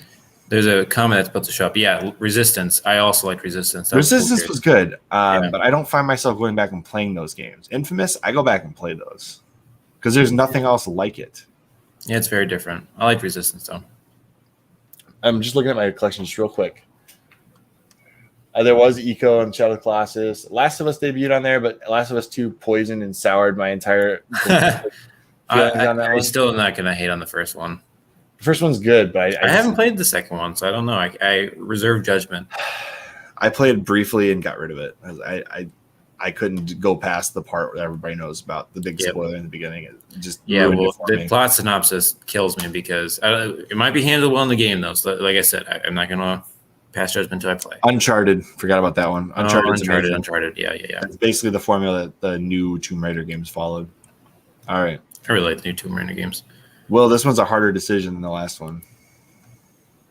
Yeah, well, I'm not going with the Xbox, so that might be a shock. It's going to be Wii U.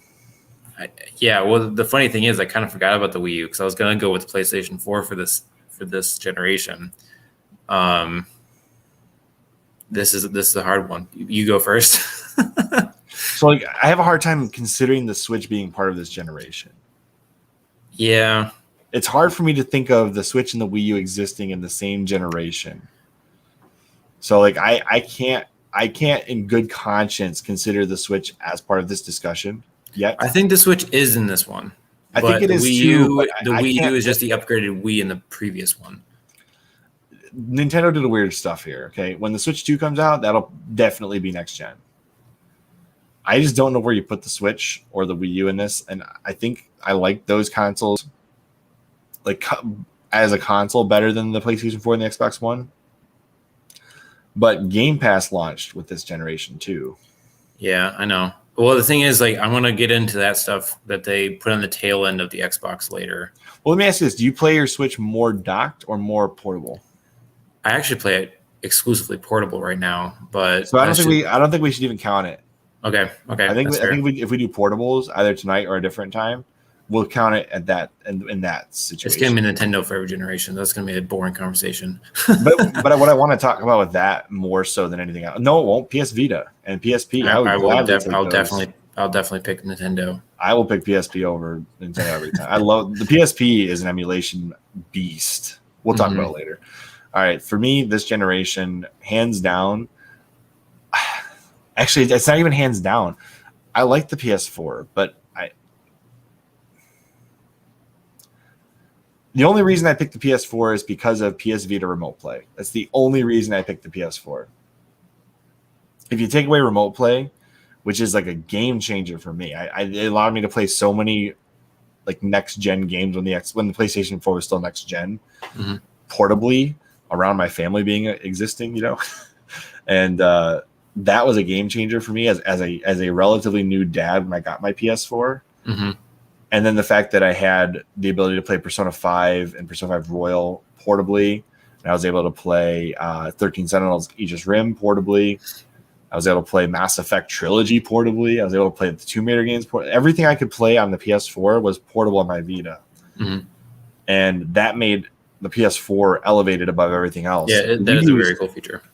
The Wii U is great as well. For me, the Xbox One was a Halo machine. Honestly, it really isn't though, because the Halo that came out for this generation was the worst. But I really like what Phil Spencer did. When he came in, he really corrected that ship, really righted the ship. But I'm still gonna not pick that console because it launched in such a terrible state. And the exclusive games, it did have some really solid games, but not until later. And very sporadically, whereas the PlayStation just killed it. It was banger after banger after banger. God of War. I realize you don't like Horizon Zero Dawn, but that is an awesome looking game, and everyone really likes it. The storyline and the graphics are nice. I could not get into the gameplay at all. Yeah, it's not for everyone. Spider-Man, though. Spider-Man is basically Infamous with Spider-Man. Just Like if you like Infamous, Spider-Man, it looks awesome. no, hear me out though. The gameplay in Spider-Man on the PS4 is basically the same as what Infamous was. Is it the same studio? I can't remember now. No, a different studio, but the engine runs almost identically. Like it feels, when I play it, I feel like I'm just playing Infamous, except with the Spider-Man in it. That'd be fair. I'm sure that the previous Spider-Man games before Infamous laid the groundwork for Infamous, but I don't equate those as closely as I equate Spider-Man with Infamous. Just because also, they had a really cool Star Wars console. I really liked it. Yes, I think I remember that. Yeah, the Darth Vader one, that was really cool. The controller is very comfy, and I also like the blue bar. I realize it kills the battery. I also like the touchpad, even though it is rarely used. This is tough though, because the thing is, in all honesty, I use the Wii U way more, and I love every single game I have on the Wii U. There hasn't been a single one that I haven't liked. Plus, the Wii U is like the best backwards compatible time capsule that Nintendo has ever released. Yeah, I can get basically any game from any generation of system for Nintendo consoles. Yeah, well, the eShop is so good on that console, and the Switch doesn't even have an eShop, right? It just sucks. No, it just has the online service. I hate that so much because there's a couple games like I want to buy on the Switch. I was like, well, I'm going to go buy on the Wii U because I can actually do that, and they have it. And off-screen play was another game changer for me. Like they did it first before the Vita even came. Well, the Vita was already out, but they did it directly with the console. That was a feature that came to the PS Vita later. Yeah. And the Vita can direct connect to the PS4 and essentially be an extremely expensive Sony equivalent to the Wii U. Because you're talking like a $300 portable plus a $400 console. You're talking like $700 version of the Wii U for Sony products. But because I already had both, it didn't matter. Like I was going to do that anyways. There's the Atari Lynx, but we're not going to mention that until we talk about portables. Yeah. All right. But as far as the Wii U goes, that is the best backwards compatible time capsule ever made by Nintendo. It's just a great console. I love the touchpad and how, or the gamepad and how ergonomically it feels way better than the Switch. Oh, for sure. Like the Switch is like a flat slab. It's not comfortable to hold for long periods of time.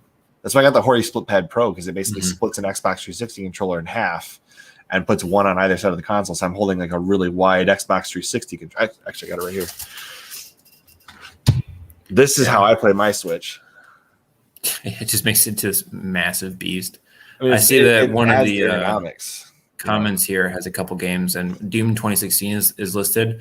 I tried so hard to get into Doom 2016, but man, I found it so repetitive. I beat about 90% of it, but I couldn't do it. I couldn't. When somebody told me there was platforming in it, it intrigued me, but I still haven't played it. Well, what do you define as platforming? Jumping. Yeah, there's definitely jumping. You definitely go between platforms and things like that, but I don't know.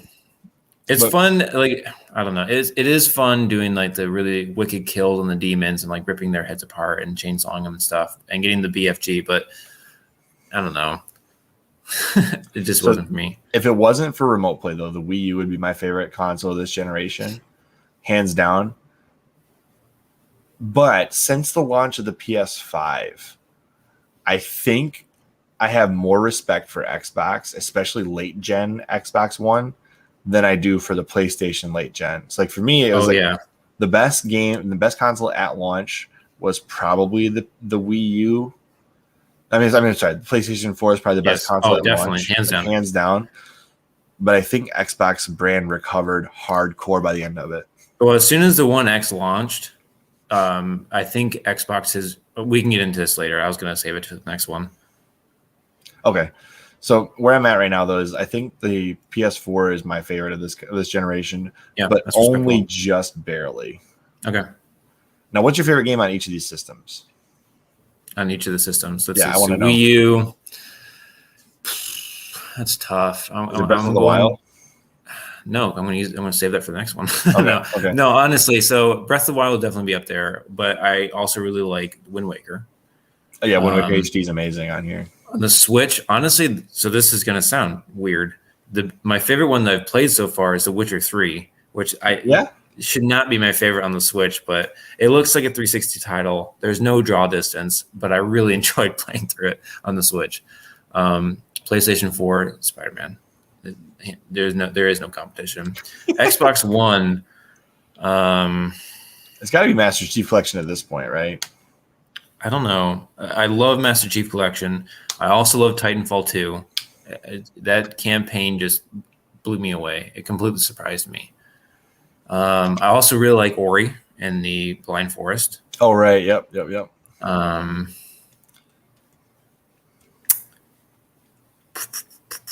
Oh, yeah, Xbox One has all of the Dead Rising games, so there's that. It does. Literally Well, I mean, there's a all lot of of them. games that I am using that as my like way back machine right now, where I technically I started on the Xbox One, but now it's on the Series X. But as far as like going back and playing old Xbox One game or the original Xbox games and 360 games I missed, a lot of it's backwards compatible now. So We got to get this one out of the way, Will. yeah, so I actually own both of them, and I have not played either of them to finish. So I like the original Red Dead mostly because of the zombie expansion. Mhm. I'm a huge zombie Well, didn't you fan. buy that one first by accident? No. I bought the Red Dead combo that had both Undead Nightmare and the original, and I accidentally put the Undead Nightmare disc in first, is what happened. And I never regretted that. But Red Dead Redemption 2, I do not like that game at all. Interesting. There's You don't like the nutsacks, temperature physics? There's nothing about insanely good physics that can intrigue me about a game that I find extremely boring. Okay. That was actually I know a it's probably common complaint. I know, That's a common complaint that people found it boring. I don't find anything about being like a legitimately physically accurate cowboy in the West. I'd rather be a game, like a very gamey cowboy, like original Red Dead was more gamey, and I appreciated that. But Red Dead 2 is almost too realistic to be enjoyable for me. So going back to the reason why I haven't played through these games yet is because I have a tendency of buying a bunch of games and then I have a huge backlog. And because I'm weird, I have to play them in the order that I bought them. Oh, so okay. I slowly go through my games. Like I just recently beat the first Dead Space game, and I went through and beat 1 and 2 for Bioshock. So I'm really behind. All right, I'll tell you my favorite ones on. What you're saying is you're the gamer version of a model maker. Pretty much. Yeah, you got it. All right. My favorite games from each of the systems. For the Wii U, my favorite game on the Wii U, that's a hard one. There's so many good games. I'm looking at my shelf right now, and I'm trying to pick which one it would be. Shoot. I don't even know which one I would pick. Which one did you pick on the Wii U? Oh, wait, Wind Waker? I mean, Tropical Freeze is great too. Oh, yeah, Tropical Freeze was on there. Yeah. Shoot. Xenoblade Chronicles X is also on there. Mario Kart. Oh, Mario Kart 8's on there too. That was a really good. Yeah, I did not like that one as much, but it Mass is still Effect very good. 3. This is in my opinion, if they had all the DLC, this is the best console to play Mass Effect 3 on. For one, you can get it for $5 or less. So it's already like the cheapest way to get it. But the gamepad is a game changer in inventory management, especially for Mass Effect 3. Because you've got the ability wheel on the gamepad at all times. You don't have to do the weird pause and switch and pause and switch and pause and switch thing. You can just go, nope, this ability this time, go and get it. And it's like that level of integration is so nice. And that's one of the things I appreciate about the Wii U is like the few games that actually got ports to the Wii U from other consoles had significantly better experiences when you played them with the Wii U game. Yeah, I think it's Arkham Asylum that also has a port, and that one's supposed to be better. Maybe it's Arkham City. I can't remember. But if I was going for a Wii U exclusive, probably Wind Waker. I would probably pick the same one. That's probably the best one. Nintendo Switch, my favorite game so far. I can't pick Shin Megami Tensei 5 yet. I haven't played enough of it, so I can't pick that one. But Metroid Dread, hands down, probably my favorite game. I played it I bought it, put it in my console, played it from start to finish, never put it down. Guarantee that's my favorite one on the Switch so far. Might be my favorite one soon. Might be, yeah. Soon-ish. Hopefully you can tell Spencer how much you like Shin Megami Tensei 5. Though. Yeah. The PS4, it's honestly kind of a tie between Persona 5 Royal and 13 Sentinels Aegis Rim. 13 Sentinels is just so good, and is also made by Atlas, produced by Atlas, or published by Atlas, not produced, published by Atlas. So they're competing with each other on the same console, and they're both exclusives. But Persona 5 Royal was amazing. It's the only way I was able to get through Persona 5 at any decent rate, because I have 250 hours of gameplay there. And then 13 Sentinels was like 35, 40 hours. But both of them were fantastic. Great stories. Amazing. Spooderman. I'll confession time. I have not finished Spider-Man on PS4. And I am unwilling to put a game I haven't finished at the top of a list. Okay. Xbox One. I know this is controversial, but I think my favorite Xbox One game that's exclusive to the Xbox One, I'm not including MCC because half the games are on the 360. Mm-hmm. Actually, most of them are on the 360. I'm going to pick Dead Rising 3. Okay. No, yeah, I don't know. It's 3 or 4. I know 4 is like universally hated, so it's hard for me to pick that one. 3 is the one where actually integrated the Kinect, right?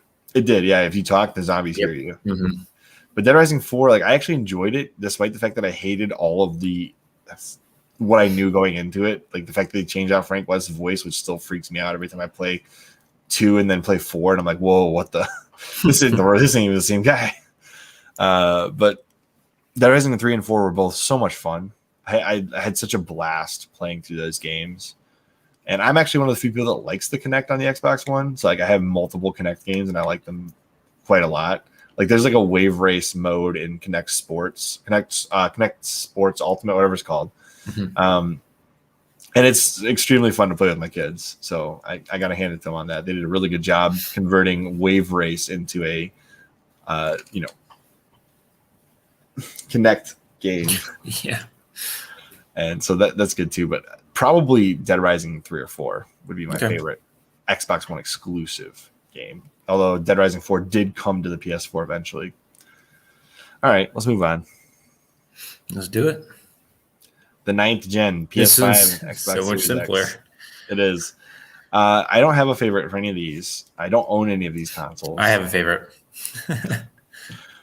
But I think if I was going to pick one, if I was going to go to the store and buy one of these consoles, I would buy the Xbox Series X.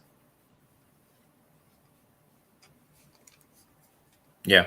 You have more experience. Yeah, so I definitely would. Obviously, I bought a Series X. This was definitely a generation I thought hard about. You bought an Xbox Series X? Technically, Chris found it for me. I did pay back, so yes, I did pay for it. You did. Anyway, it is all I want in a console. It's backwards compatible with the game library that I already have. So I can bring like all the stuff I've been playing since the original Xbox up through this one. Game Pass is a game changer. I freaking love Game Pass because I get I'm exposed to a bunch of indie games, a bunch of third-party games, obviously the first-party ones that I would never buy, but because I have the service, I can download it, I can play it for a few minutes, and if I end up really liking it, I can go and get it. Ori is a perfect example of this. I would never have bought that game originally, but I was like, it looks kind of interesting. I'm not a huge platformer guy, but I played it and I fell in love with it. The xCloud is really cool. I think the fact that Microsoft is basically buying all of the game studios right now definitely benefits Xbox and not necessarily anyone else. But there's a lot of this back end pro-consumer moves that Xbox is making. I mean, whether or not they keep this momentum going later is another thing. But right now, it seems like they're very pro-consumer. And the very small tweak to the Xbox One controller to the Series X controller, makes a lot of sense, and it is pretty awesome. Oh, another one, the frames per second boost to a lot of the older games is really cool, and it's free. There are some other features I'm missing. Microsoft is open, exactly. If only they would give everyone a console now. What was I going to say? Oh, the fact that like the peripherals are backwards compatible and also forwards compatible, which is really cool. And you get by exactly. Who are they going to announce on Monday that they bought? I'm telling you, they're announcing someone. Take-Two. We'll see. That's going to be crazy. $20 billion. Take-Two. I hate the naming convention. I really wish they would just stick with like what PlayStation does. It's very confusing. See, I think where they're at right now is what's going to happen going forward is that Xbox is not going to have like console generations anymore. I think you're going to just see like the iPhone style iterations where that's what they wanted to do with the Xbox. They were the Xbox One. Right. So what you're going to see is probably the series consoles will just be the Xbox Series consoles, and like sometime in the future, the original Xbox Series will just be a Game Pass machine, and you'll get new releases that will be compatible disc, or maybe not disc. I don't know. Maybe they won't do discs anymore, but they'll just make it to where these games are scalable across all these consoles until you can't play it on the older consoles anymore. Yeah. Well, did you see that they're going to try and make the Xbox Ones just clouds? Yeah, cloud-based. That's so cool. It is cool. It brings everybody to the next gen. I just don't know how well it's going to work. We'll see. They again, like it seems like every time they announce something, like I don't know if that's going to work, and then they do it, and it's amazing. Like playing on my phone, I was not expecting that to work, and it works really freaking well. I would play Halo 5 on my phone and actually win matches, so the latency wasn't that bad. Nice. Yeah, well, the Scarlet ended up being the Xbox One X, but as soon as they released that. Oh, the Scorpion. The Scarlet was the new one. Yeah. Yes. So when they released the One X, that's when Microsoft really announced themselves back in the game market. And it's like, you know what? We're not going anywhere, and we're actually going to try. Because people were thinking they were done and down, and then they had talks we about have the best console that's ever come out to this date with the Xbox One X, and they were like, we have actual 4K gaming. Unlike the PlayStation 4 Pro, which claims to have 4K gaming, but it's actually like scaling. They just scale to 4K HDR, which is different from actually processing at 4K. Yeah. The Xbox One X was the first truly 4K HDR console. And it was beautiful. The Series X looks better. And also the quick resume. I can't believe I forgot about quick resume. That is the coolest feature ever. Like on paper, it doesn't seem like it's that great, but having I think it's 4 or 5 games open at once that you can jump back seamlessly. You can also unplug your Xbox, replug it in like days later, and it's still suspended, and you can just jump right back into your game. I don't know how that sorcery works, but it's super cool. It is neat. I am not gonna lie. That would be Microsoft did go with the memes with the Series X in the fridge. Yep. I agree. That was a really great and bold move they went on. As soon as I can get my hands on one of those fridges, I'm totally buying it. Oh, yeah, for sure. They're like $100 at Target, I think. And they're supposed to have a whole bunch this December. I would consider getting one, but I don't know where I put it. I don't care. That's gonna be a problem once I have it. Maybe it'll be in my garage. Although I did find it funny that in the advertising, they showed a Xbox Series X coming out of one of those. Like it's like, this is exactly the size you get. It's one Xbox Series X can hold it and cool it for you. Yeah, we needed the PlayStation router. That's what we need next. But yeah, I think Xbox Series X is the console to get this generation. I have yet to see anything. I know PlayStation 5 is killing it in sales. I know the PlayStation 5 doesn't have the low-end Xbox Series S problem where they have to make everything compatible with the S model as well as the top-end model. But I don't think Xbox and PlayStation even have the same mindset in regards to how they're marketing this generation. And I love what Xbox is doing. And they're not charging extra for games. There's no upgrade fee.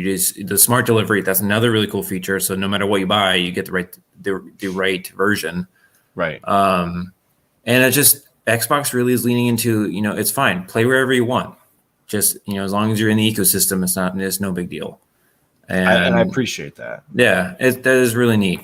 And really, it's really different. And it's really cool. I realize they're probably going to make buku bucks off of us, but it's fine. And I think it's almost like going the Steam route where like every PC can play Steam games and like every Xbox can play Xbox games. It's like the Steam version of a console. So I don't know. I think if you're going to get a console today, unless the PS5 has an exclusive game that you can't get on Xbox that you really want badly, I don't understand how you justify getting a PS5. Games are more expensive. They're $70, generally speaking, if you're getting a PS5 version. And third-party manufacturers are dumb and charging $70 on the Xbox as well. Like if you get the Call of Duty Xbox Series X version at 70. You get the Xbox One version, it's 60. But EA games are in Game Pass, at least most of them, and like Bethesda is now in Game Pass, and Xbox so they hit their stride I think in August where they're going to be releasing a new exclusive game every single month for like forever. Well, they're gonna be, in 2022, Xbox will have more exclusives I think come out than PlayStation. Well, I'm sure of it. We're finally picking up steam with those acquisitions. We're finally reaping the rewards of all those ridiculously expensive acquisitions Microsoft made. Yes.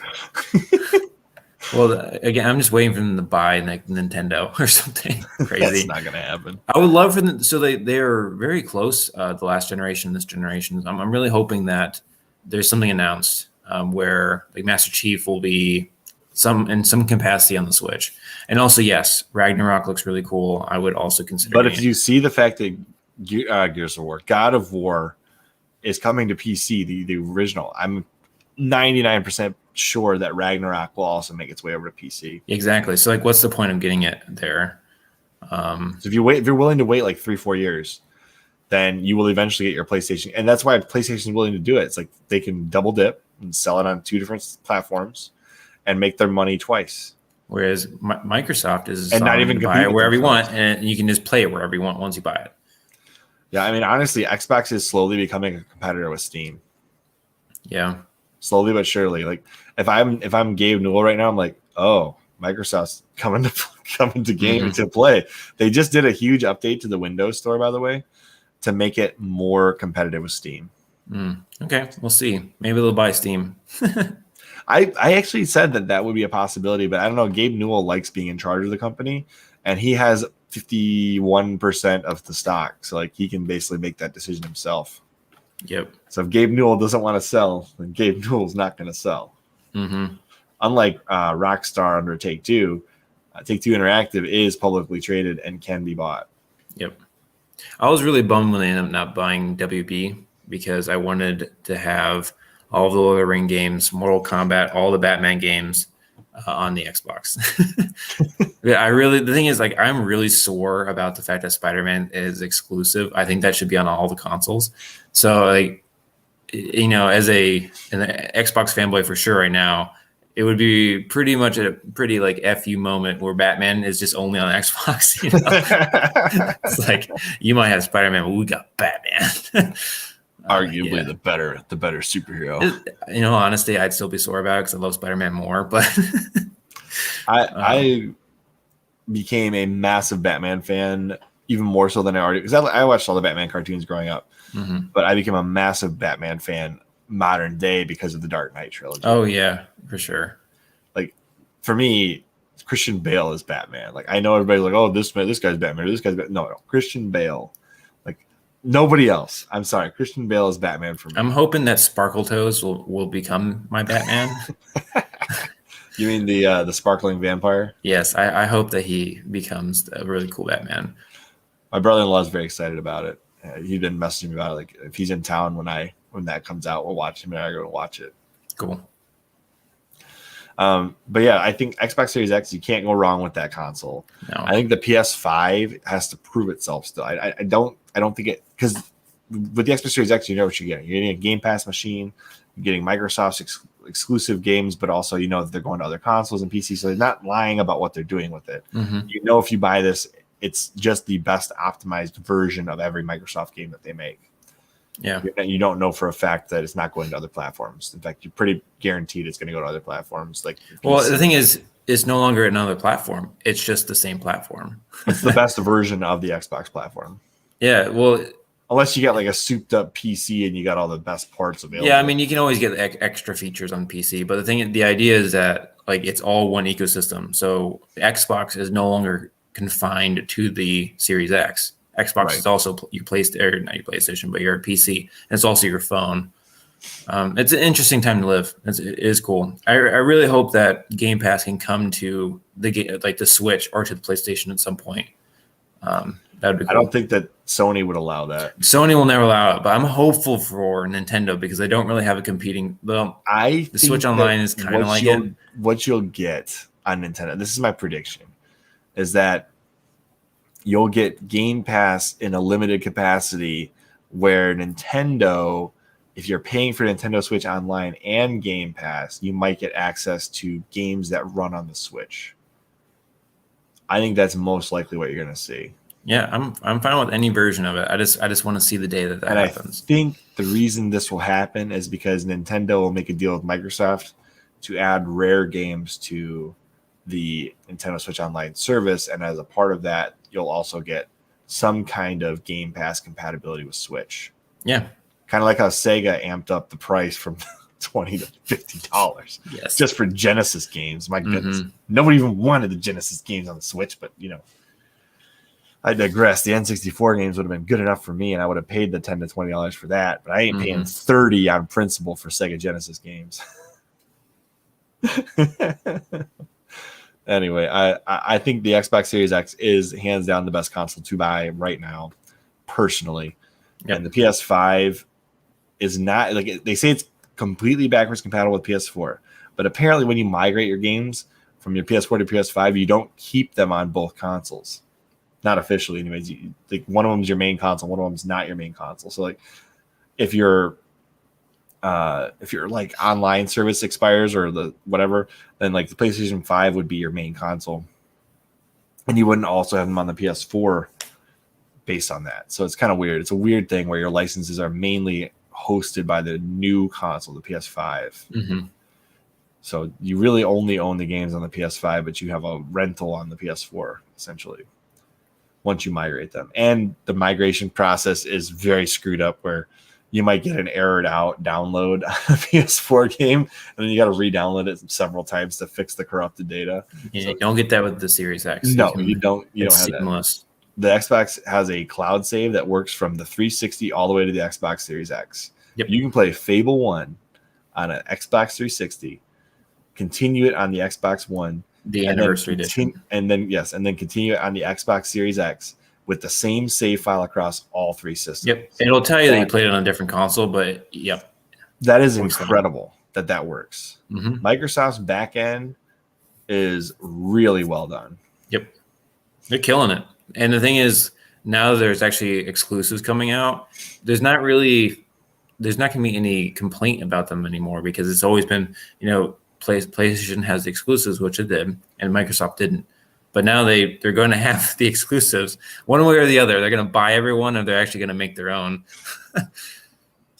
Yeah, basically where I'm at is Nintendo games will never be on the Xbox, but I could see Xbox games being on Nintendo, which we've already seen a few, like Cuphead, Ori and the Blind Forest. Yep. Well, Banjo and Kazooie is back in Smash, in Smash. And I think, wasn't it Banjo Kazooie is coming to the Switch online service? Pretty sure. Yeah, I think it is. And Perfect Dark's rumored to come there too. And Diddy Kong Racing, maybe. Might end up seeing like a rare replay collection on the Switch. I don't know. We'll see. All right. So that's where we're at with that.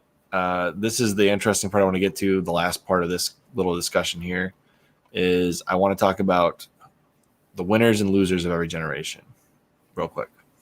We've already kind of done that a little bit, but obviously first gen, there was no like true standout winner. You got the Odyssey, which kind of changed the game. And then Atari 2600, followed by ColecoVision. Not even close. 30 million to 2 million. Yep. Not even close. On Gen 3, and then there's also the 3 million sold on the Intellivision, which was the only time the Intellivision was in second place in any generation. Third generation, you got the NES in first place with almost 62 million. Second place was the Sega Master System, which is around 13 million. And in third place, you got the Atari 7800. Atari held on through the 1980s barely with the 7800. And then you go to the fourth gen, and you've got the Super Nintendo in first with almost 50 million units. In second place, the Sega Genesis. In third place, TurboGrafx / PC Engine. That's when Sega kind of pulled out and made their dominant attack, and then never quite reached the pinnacle. No. Next gen, you've got PlayStation, which just changed the game in its entirety, sold 100 million plus units, had a CD player in it. It's actually considered by audiophiles to be the best CD player out there. Like, a lot of audiophiles will actually use a PS1 to play music CDs.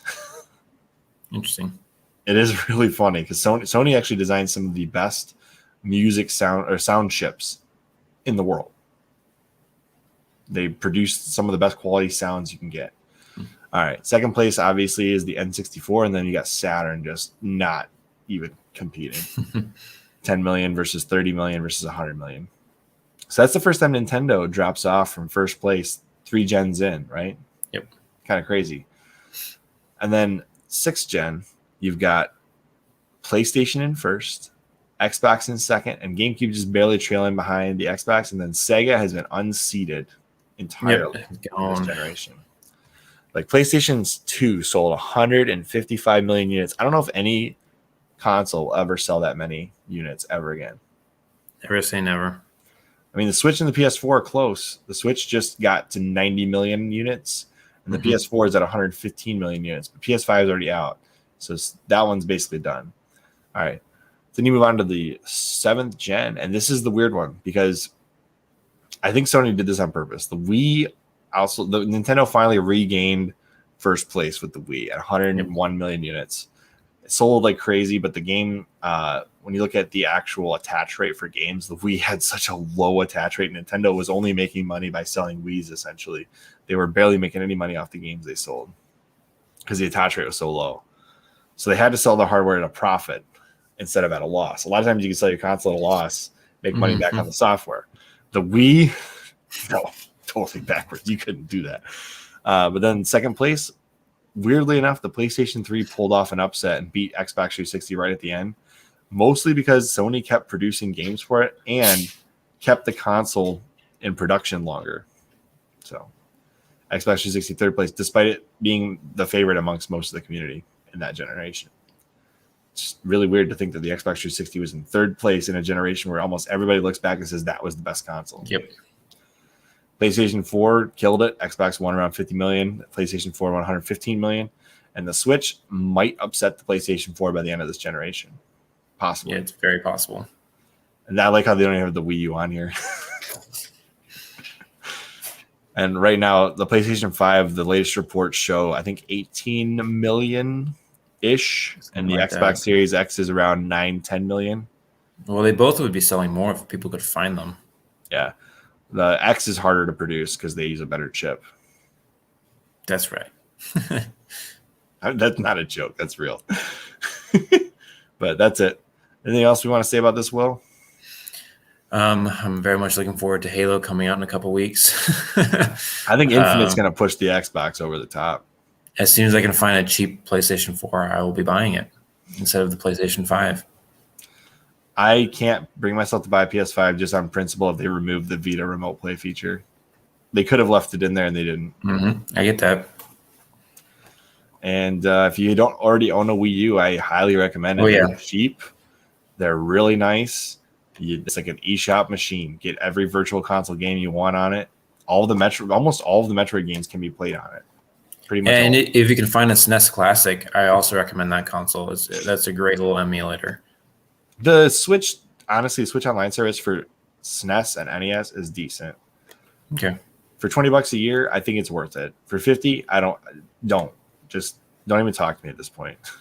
I don't want to hear your opinion if you were willing to pay $50 for the Nintendo 64. And apparently, according to Jacob Clark, Forza Horizon 5 is out and is amazing. That game is doing freaking amazing right now. It is the best-selling, best-played Forza Horizon game. I think they're up to like 8 million concurrent players or something like that. Holy cow, really? It's unbelievable. It's doing unbelievably well. It's a beautiful game. So like, don't look at it on your computer. Like, look on whatever 4K TV you have. And that's the engine that will run the next Fable game. Yes, which I'm excited about the scenery because the scenery is beautiful, but I don't know how it's going to translate to an RPG. We'll see. They've been converting the engine since 2017 to run Fable. Is it 2017, 2018? 2017 was when they created the new studio. They've been tweaking the engine since 4 years of tweaks to make the engine work for an RPG. Yeah, let's hope. I just don't want it to be in like a BioWare situation and they have to use a Frostbite. No, it's not. Nope, not at all. The thing that I found interesting about the Xbox One, do you know what the best-selling game on the Xbox One was? You told me this the other day. It's it was something super surprising. I don't remember. Tell me. Forza Horizon 4. Yeah, I was surprised it wasn't GTA. Yeah, I remember there was a list best-selling Xbox game. I can't find it, but Forza Horizon was the best-selling Xbox One game, bar none. Whoa. My Xbox One just turned on. Well, it's because you have your Connect hooked up that you can turn on with your voice. That has never worked. No, worked this time. I'm freaking out. There's probably a phantom in my room somewhere. But that was the best-selling Xbox One game, bar none. It was like 10 million units sold, and that's it. Yeah. So, all right. That's what I've got to say. If you like what we said, make sure you subscribe. I'll try and put some timestamps in here, maybe later on, just so people it's can skip all whatever. Awesomeness. That's the only timestamp you need. Just so people can skip between, which generation of game they want to talk about. And Will and I only planned on doing this for an hour, but clearly we had way more to say. So yep. I hope you guys enjoyed it. I know Will and I always like reminiscing about console generations. So if you like it, subscribe, comment your favorite game console from each generation. And maybe we'll do portables next week instead of what we were going to do next week. Yeah, sounds cool.